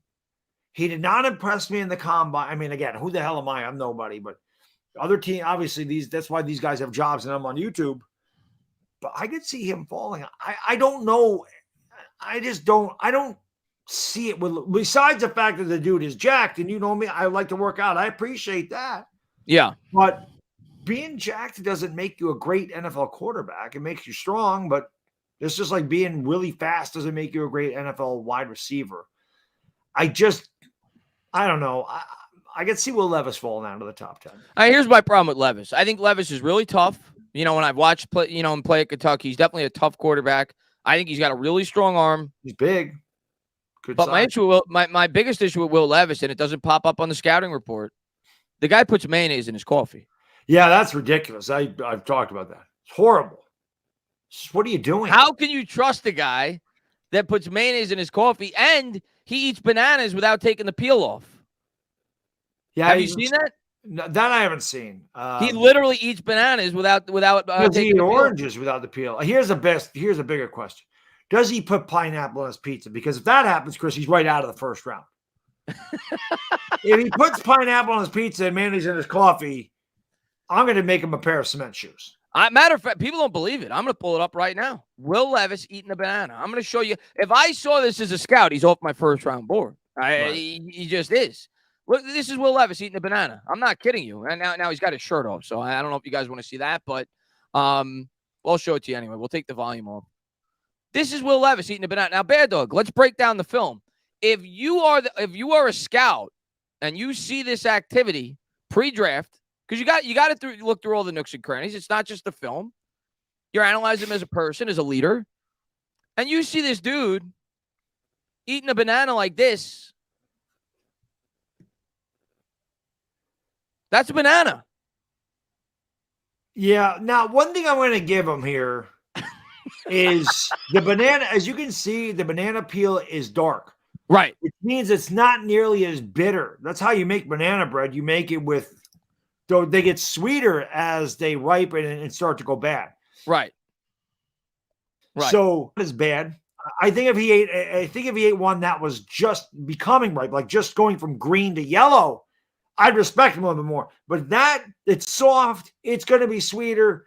I could even do that. Now, show me him eating an orange with the peel on it. Then we might give him a little bit more respect. But the mayonnaise in the coffee is just gross. He's off my board. Hawaiian pizza is fantastic. You people don't know anything about pizza. Yeah. I'm sorry. That doesn't belong there. It's sacrilege. It should be against the law, quite frankly. But I mean, you eat a banana like that, you put mayonnaise in your coffee, you're not a first-round quarterback. Yeah, no, something's wrong there. You're just not. No. And with your shirt off to boot. But all kidding aside, I like Levis, but I don't see like the big. I don't see why people. I don't. Yeah, I think he's a good. I'd say he's like comparable to a guy like Kenny Pickett last year. Right. Who went 30th, right? So yeah, I think but I don't view him as a incredible quarterback prospect. He doesn't jump off the page. To me, I'd rather take a chance on Anthony Richardson. And I don't like Florida quarterbacks, but his athleticism alone, the way the game is going, I'd much rather take a chance on a project that I feel has a much higher upside. Obviously, his floor is lower than Will Levis, but Levis is just kind of, a lot of Giants fans don't like Daniel Jones, and I think Will Levis is a poor man's Daniel Jones. That's the way I view him. He's not as athletic as Daniel Jones. He's about the same size. I'm not a Levis guy. I've never been a Levis guy. When they were talking about the Giants last year taking Will Levis, I'm like, no, I don't. Before they decided they were going to keep Daniel Jones before the year started, I'm like, no, he never did it for me. He just didn't. Yeah. But hey, I do think if he were to fall to 25, somebody would be interested in trading up to get him. There's no question. Yeah, I do think that. There's too many teams that need quarterbacks. Yep. There's just way too many. And there might be a team in the second round, that already used their first round pick that says, hey, we could use him as a backup or the future or whatever. And they could jump up and get him. And it's valuable, kind of like what Baltimore did with Lamar Jackson in that draft. They trade up to the very back end of the first round and grabbed him. It's valuable to do that because then you have the fifth-year option, especially for the quarterback position. Exactly. What quarterbacks get paid, to have that in your back pocket, it's valuable. So teams are almost, if they want to draft a quarterback, they'd almost prefer to move up from, say, 35 or 36 and draft them at 30. So you get that extra year on the back if you choose to. Yep, absolutely. Yeah, so I could definitely see if one of these quarterbacks were to fall, I could definitely see a team wanting to move up to grab him. Even a guy like Hendon Hooker. We'll see. If the Giants are going to trade back, I think that's where the window kind of opens up if one of those quarterbacks were to fall. No. Somebody said, have you tried pineapple on pizza? No, you don't put pineapple on pizza. It doesn't you don't do it. You don't do it. You don't put coffee in your mayonnaise. You don't tug on Superman's cape. You don't spit in the wind. Well, don't put pineapple on pizza. That would be hard, Baddog. It's bad enough that he puts mayonnaise in his coffee, but to put coffee in mayonnaise, that'd be hard. How do you do that? That'd be difficult. Did I say that? Yeah. Did I say coffee and mayonnaise? That I would like to see, to be honest. Let's see what we got. What's up, New York Jets, Florida man? Thanks for popping in the stream, real man. Quick, Chris. Putting pineapple on pizza, you know what that's like? It's like putting ketchup on your steak. Who the hell does that? Oh, my God. Right? There's just things you don't do in this world. You don't put ketchup on your steak. You don't put pineapple on your pizza. It's disgusting. Right? Come on. What are we talking about here? T, thank you so much. If no trade at 25, 4 quarterbacks, top 6 cornerbacks, 5 wide receivers, 4 edges, 3 offensive tackles, and Branch plus Carter are gone, do you pick Cam Smith, Josh Downs, Van Ness? Van Ness, I don't think is going to be there personally. I think he's going in the top 15, 16, 17 picks. Trenton Simpson, Meyer, Bijan. Out of those, if those are my picks, it's probably Van Ness because I think Van Ness is a top 15, top 20 player. It would probably be him. But if not him, out of those options, it's probably Cam Smith. Cam Smith's a good corner out of South Carolina. So it would probably be either Van Ness or Cam Smith for me. I don't want Meyer personally. I know a lot of people do, it appears, but not me. And I don't want Bijan Robinson. I want nothing to do with a running back. Nothing to do with a running back. So he said, or do we take a center? I would rather have a center. No, at the very end of that. Said, I missed that. At the very end of it, he said, or do we take a center? Or do we take our center? Yeah, I take a center. Then. I would, yeah. I wouldn't be upset at all if we took Van Ness. But at that point, just take the. Yeah, I'd be happy with the center. Sitbone says pineapple pizza is banned in England. There you go. I can't imagine, and I'm not trying to downplay the UK folks. They're some of our best supporters.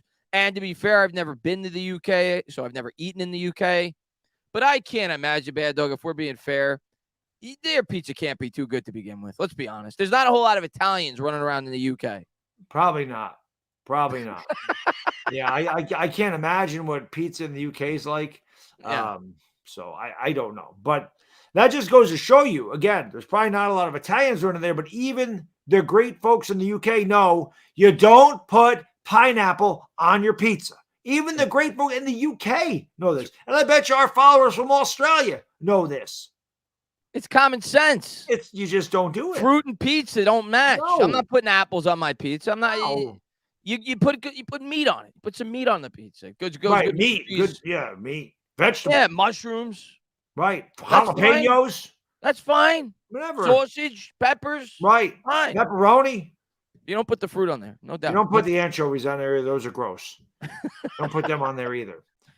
But yeah, buffalo chicken's good stew. I love buffalo chicken. Buffalo chicken, right. Yeah. Pasta. You can put pasta in your pizza. You have a ziti pizza. It's fantastic. And King Trizzy says, New Yorker, your chicken parm pizza, eggplant parm pizza. You don't put I can roll with that. Pineapple on your pizza. Trizzy says, New Yorker, I don't hate the pineapple on pizza combo. Well, King Trizzy, I love you, but that probably explains why you're a Miami Heat fan. No, that's true. But are you Italian? See, you don't need to be a New Yorker. It's an Italian thing. Italians don't put pineapple on a pizza. Yeah. Come on, man. The mafia comes after you if you do that, I heard. Yeah. Let's see what we got. I love ours. It always turns into food. And Mike Nixon says, "Can you read my last comment, entertainer?" I love Mike. King Trizzy's Jamaican, so okay, it's good. You guys have great food, by the way. Here we go. Entertainer says, I'm sorry. Mike says, entertainer, will we see a Daniel Jones reaction if we take Bijan Robinson? No. I'm not going to be happy. Hooker, yes. Yeah, Hendon Hooker, yeah. But not if we took. I wouldn't be happy. I don't think it's a good pick, but no, I wouldn't. You're not going to see me flip out. Caesar says no fruit on pizza, and yet tomatoes are fruit. Okay, fair enough. But I'm not putting fruit on top of the fruit. Okay, tomatoes an essential for pizza, of course, right? I'm not putting the fruit on top of the fruit. Okay. I'll argue till the day I die. Tomatoes not a fruit. It's a vegetable. It's a vegetable. Oh, there's seeds inside of it. There's seeds inside the cucumber. You can tell me a cucumber is a freaking fruit? No, it's not. Yeah, I agree with you on that. It's a vegetable. Is a banana pepper or peppers fruit? No. Yeah. You know what I think? So a strawberry is not a fruit essentially because the seeds are outside the damn thing. I'm a complete. When I grew up, when I was a kid in elementary school, they told me that tomatoes were vegetables. So as far as I'm concerned, it's a vegetable. They're vegetables. Cody Trout says, breaking news, Pornhub removes all videos of the Eagles' Super Bowl collapse since they already have enough choking videos on the platform. Oh, man. Barry says, I'm from an island, eat pineapple sometimes with my pizza, and my Italian friends love me. Salute. Barry, I'm not going to lie. I'm just doing this to bust chops. I've actually had pineapple on pizza. I would never order it, ever. But it's edible. It's okay. I was at my friend's wife ordered it and she likes it. She's Colombian. Maybe that's something that they eat in Colombia. I don't know.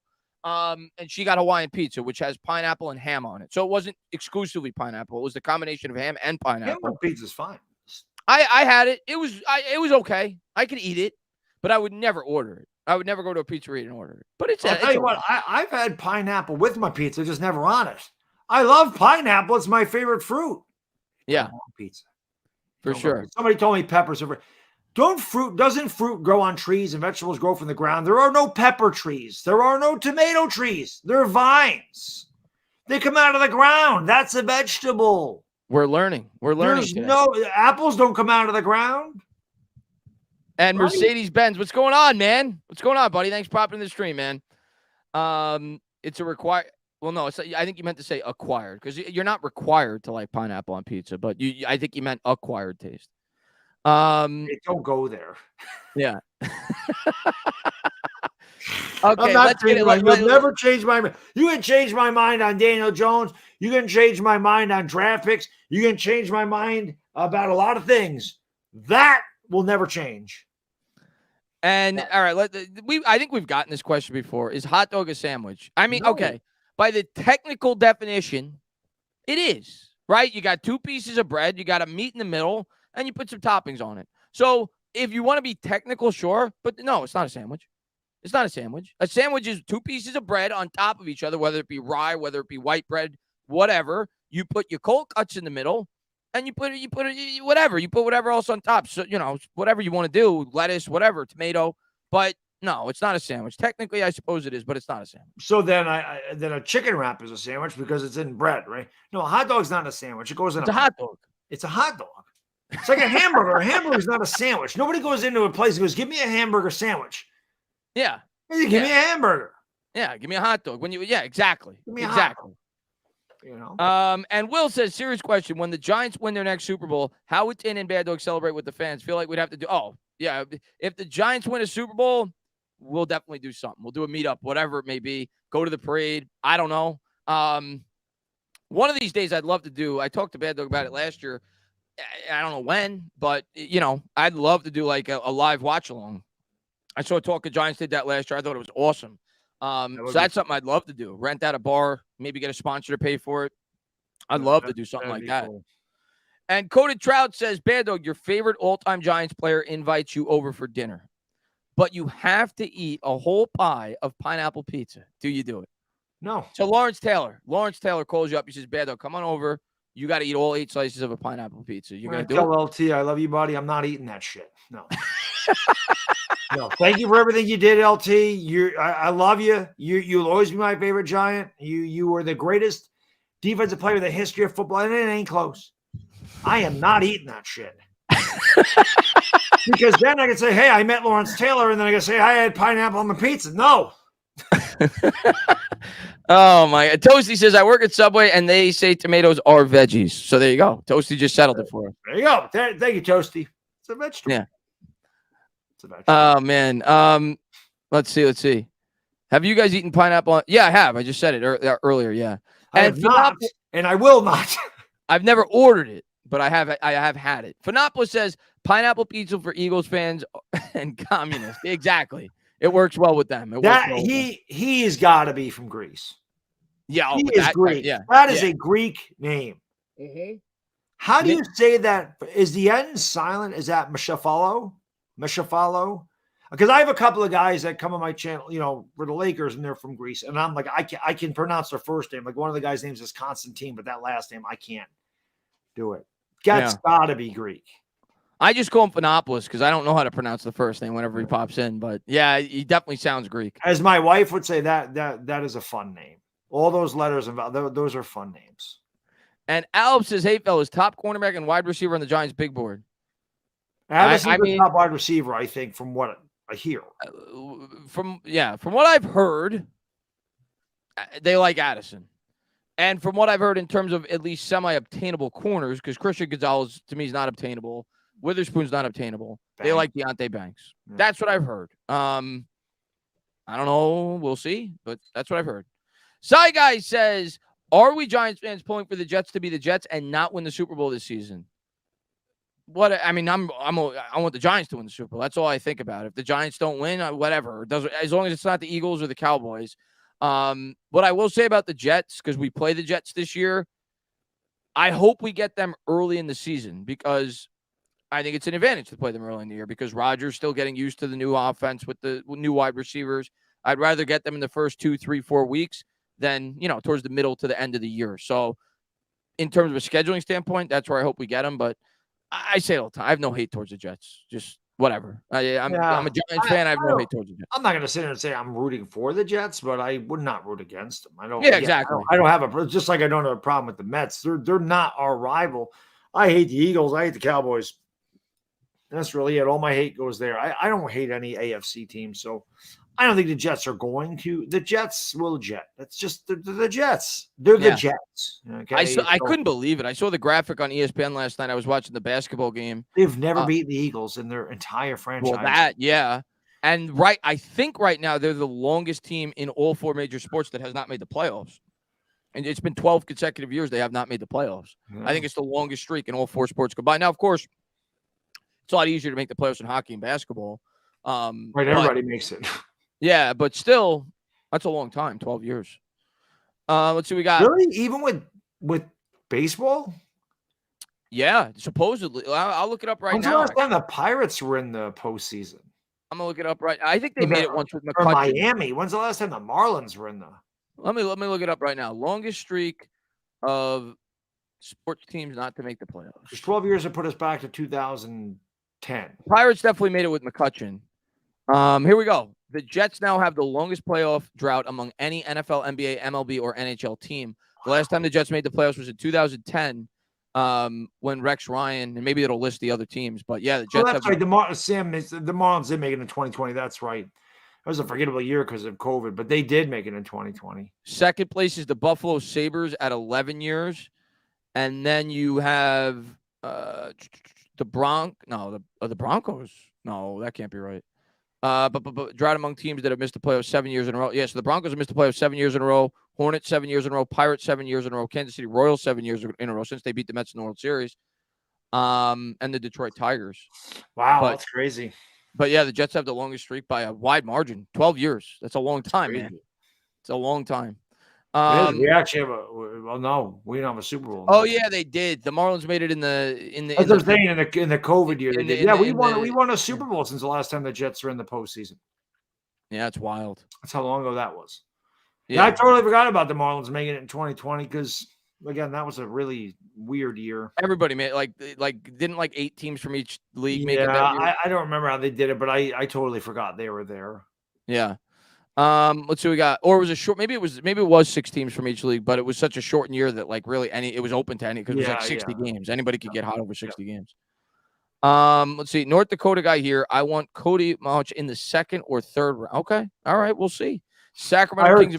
I saw Samuel comment earlier. Like he's a guy, like I would say, he's a lunch pail guy. So he's obviously just a brawler and a hard-working guy. So those are the type of guys I love. I love those guys that just go to work and put their nose down. They're not afraid to get dirty. They're tough and durable. I like those type of players. This is why I'm anxious to see what Darian Beavers can do this year because I just feel like he's that type of player. Oh, I can't wait for Beavers this year. Well, Carl Danks was that type of guy to me. He was just a tough, really good player, and he was everywhere. He had a nose for the football. He's smart. He was tough. I gotta ask Carl. I don't bug him, but I gotta ask Carl to come back on. Maybe on one of these shows soon. That'd be cool to get him on. But I don't want to bug him. But maybe I'll ask him after the draft to come on and talk about it. Carl's the man. Let's see what we got. I bet whoever we get in the 6th round ends up being a Hall of Famer. I'm calling it now. Okay. Good luck with that. I hope you're right. Yeah, I pray you're right. I hope, Mike, I hope any one of these draft picks, no matter where we're picking, ends up being a Hall of Famer. Yeah. That'd be great. But damn, we haven't been good in forever. Broncos. Yeah, well, I mean, we were pretty close to being on there too before last year. The last time we had made it was 2016. Yeah. So obviously we broke the streak last year. Otherwise, we'd be pretty high on that list too. Yeah. Let's see. Is it considered a chicken sandwich or a chicken sandwich? That's what they call it, right? Yeah.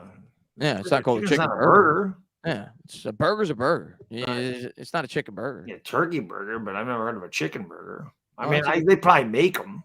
Everything I eat is chicken. I eat chicken meatball. Everything I eat is chicken. There's no more chicken or turkey. No, there's no. It's rarely that I have beef. Saturday. That's about it. But yeah, I figured tomorrow we'll do mock drafts tomorrow and Thursday, because you can only do so many of those. So we'll wait till the last couple of days. We'll do our traditional Eagles mock draft. Yeah, which I've been studying up on. We're gonna really try to hit home with the Eagles picks this year. I'm looking forward to that. Definitely. Let's see. If they would have listened to our mock draft last year, they probably would have won the Super Bowl. That says the UK refers to a chicken sandwich as a chicken burger. Well, there you go. You learn something new every day that you come into one of these streams. Did not know that. I would like to go to the UK sometime. There's a lot of places I would like to go that I probably never will. But the UK it's like a 5-hour flight. It's really not that far, 5 or 6. Yeah, it's about that because I've never been to the UK, but I've been to Spain, and it was about I think it was 8 hours. I can't even remember. Vinopolis says I'm an American mutt from Maine. Oh, gotcha. This isn't my name, but I very much enjoy people trying to pronounce it. Michael F. Olo. Michael F. Olo. Phinopoulos. Phinopoulos. Nice. Okay. That's pretty cool, though, but that is definitely a Greek name. I just call that you totally got me, man. I figured he was Greek. That is a Greek name if I've ever heard one. Phinopoulos. I love it. Clayton Ryer says if both the Bills and Giants would trade Diggs for Saquon Barkley, of course. Oh hell yeah! Because then you are. I'm the biggest Saquon fan in the world, but yeah, you get one a top 5, 6, 7 wide receiver. Yeah, of course you would make that trade. Yeah. But it's not. I don't see it happening. The one wide receiver I think is going to get traded on draft night is Hopkins. I do. I think DeAndre Hopkins is going to be traded. I don't think it'll be us. Because I don't think we're going to want to take on his cap number and give him the extension. It'll probably be a team that's that thinks that they're, contending for a Super Bowl next year. I don't know who it'll be, but I think DeAndre Hopkins will be traded on draft night. If I was putting it, in terms of percent, I'd say like 70 to 80% chance DeAndre Hopkins is traded before the end of day 3 on the draft. I think he's going to be traded. How about to a team like the Lions? I could see that. I could definitely see that. He would fit really well because they have 2 first-round picks. And they have a good one because they got the Rams first-round picks. So. I don't think they're going to have to trade a first-round pick. No. I'm saying they have 2 first-round picks. So if they wanted to trade later picks, it's not going to hurt them one bit. Right. That's true. Giants 26 says Giants Life episode 2 just dropped. Dual wedding right now. Oh, dual wielding right now. I'll have to check it out. I always watch the Giants YouTube channel has gotten so much better than it was when I first started on YouTube. Like they have like really good content now. Yeah. Whether it be, the stuff like that. They have the Eli Manning show. They just put up so much more content, quality content now. They never used to have that. I remember the Giants YouTube channel was nothing. They've definitely upgraded that. Let's see. They did have great entertainment with Clown Joe's postgame, though. That's true. They did have that. T says, what will Dexy's contract look like? I think Dex is going to get, if I got to put a number on it, 4 years, $96 million, and I think it's going to be like 70 guaranteed. Like he's going to get a massive contract. He's going to get like $25 million a year, and at least 65 to 70 million is going to be guaranteed. Because when you look at some of the other D tackles, that's around the guaranteed money that they're getting. Leonard's getting $32 million this year. Yeah, well, it got backloaded, but still, I know, but I'm just saying. He still got 21 a year when we signed him. Yeah, he got 3 years, 63. Yeah. So, I think Dex is getting like 4 for 96, 24 mil, and like 70 million guaranteed. Like he's going to get a massive contract. Yeah. But the Giants will have that. Yeah, they're gonna have that. They'll structure it accordingly. I'm not worried about it, but yeah, we're gonna pay him. He and Andrew Thomas are gonna get the bag. Yeah, but you gotta pay him. You have no choice. You can't let a guy like that walk out the door. Walk away. We've let too many good defensive tackles walk away. Yeah, he's better than good. He's all pro. Yeah. So you keep that guy. Same thing with Thomas. They got to give time. Like I love when people complain about paying these guys. Like, what are you talking about? Like that's what you want to do. You want to have good enough players where you have to pay them. So that's what the best teams do. You think about the best teams in the league. Aaron Donald got paid. J.J. Watt got paid for all those years. Like when you have a great player, you pay the guy. You want to keep your homegrown talent. Daniel Berryman, thanks for popping into the stream, man. And Jay Sports Coach says, hey, Chris, what would you think of taking a running back like Vaughn from K-State? I would love it. He's a little squirt. I would love it, Jay. I said that when we did our show in March. I would love Deuce Vaughn because it'd be nice to have one of those little guys or something. Not to mention, Deuce Vaughn is freaking good. He is good. He's not just a little 5'5". That he is put together. He runs tough. He's elusive. He can catch the ball in the back. But trust me, as an Oklahoma fan, I have watched that kid destroy Oklahoma way too much. He's good. Deuce Vaughn is really good. I would love to get him in the late rounds. I love it. I love that. Max says that is so wrong. Most teams build through the draft and keep young talent while letting top guys on the team walk away after the 5th year. Really, Max? Let's talk about the premium positions because that's what we're talking about. Quarterback. How many elite left tackles did teams let walk after the 5th year? How many elite pass rushers did teams let walk after the 5th year? I love to hear. Quarterbacks do teams let walk? You don't know. Yeah. When you have an elite talent or a high-end talent at a premium position, you don't let those guys walk. No chance you let those guys walk. No. Sure, you let running backs walk. Maybe you let linebackers walk. You don't let tackles walk. You don't let edge rushers walk. You don't let corners walk. No, not when you have the elite talent. You pay those guys. You keep those guys in-house. Yeah, and then if it don't work or you start to fall off, you can trade them, and you get great trade value for those guys. Yeah, you keep those guys. Dexter Lawrence is an elite pass rusher. You're not letting him go. You can't. It's hard to replace those guys. You don't let those guys go. Let's see what we got. Now, when safety, yeah. We had, at the time we had a guy that was viewed as a high-end safety. It's why Washington paid him a record-breaking contract. He did. We let him go.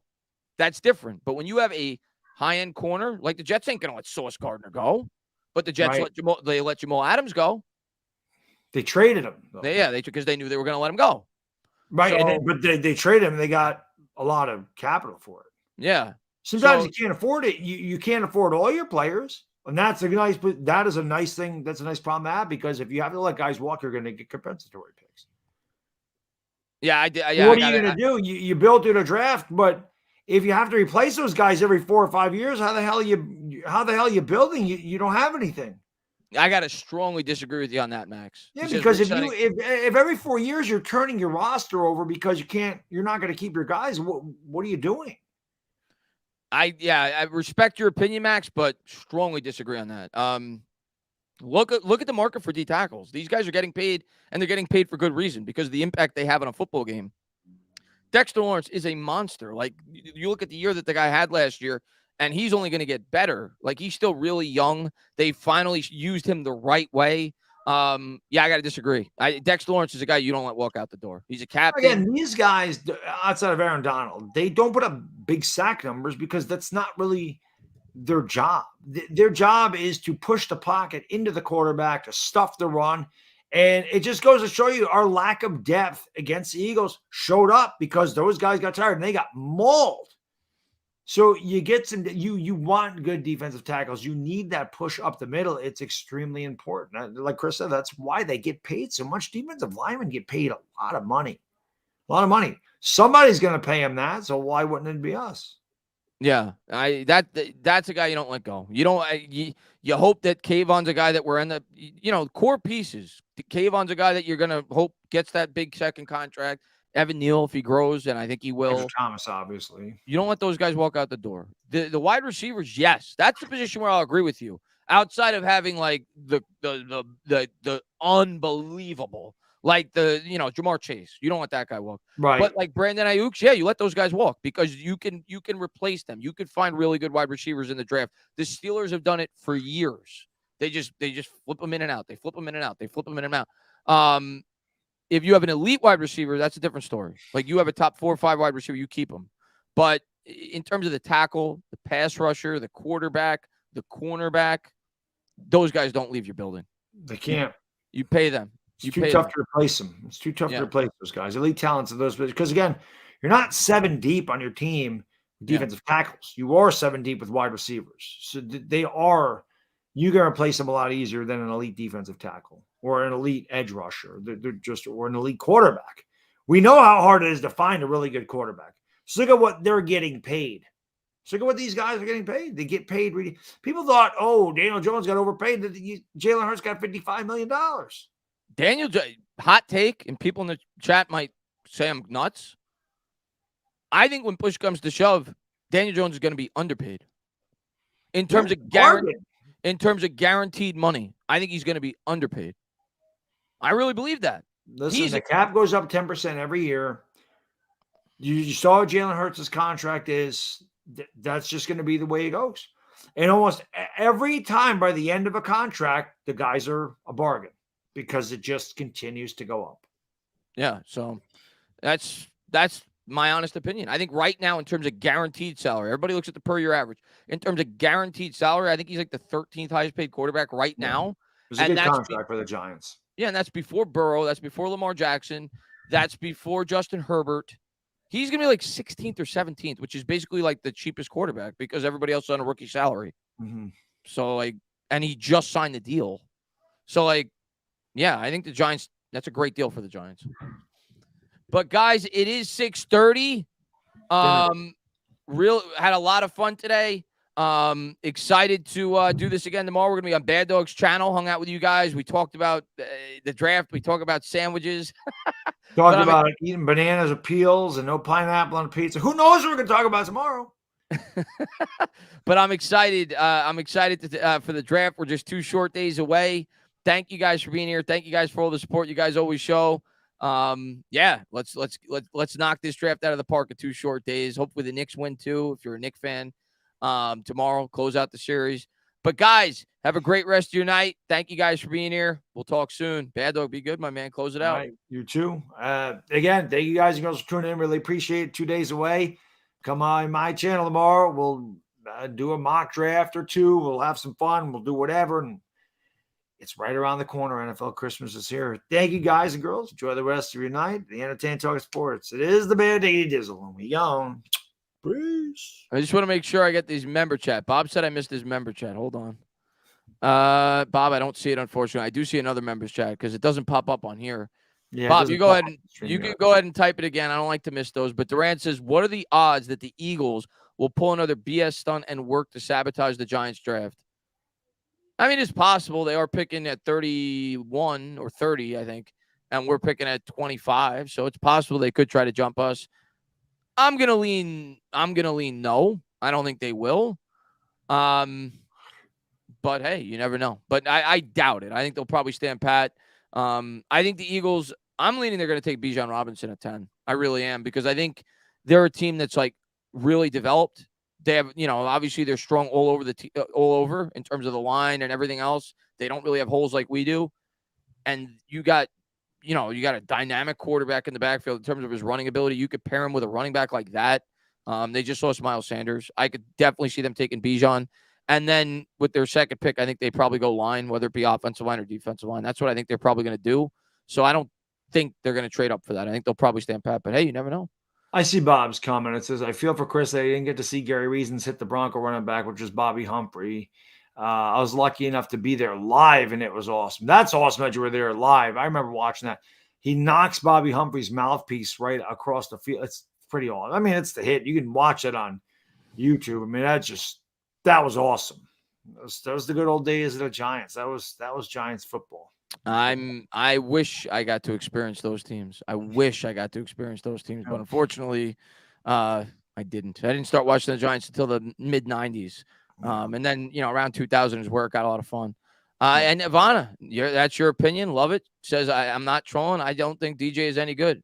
We'll find out next year. Can't wait. To like I said, it's the people will always be split on him. There's nothing you can do about it. People were split on Eli. There's just nothing you can do about it. It is what it is. Dan Jones, he's going to win. My prediction, he wins 10 games next year, but he doesn't put up incredible fantasy stats, and we still have the debate for another 3 years. Yep. But guys, have a good rest of your day. Appreciate all you guys. We'll talk soon. See you tomorrow. Have a good one. Guys.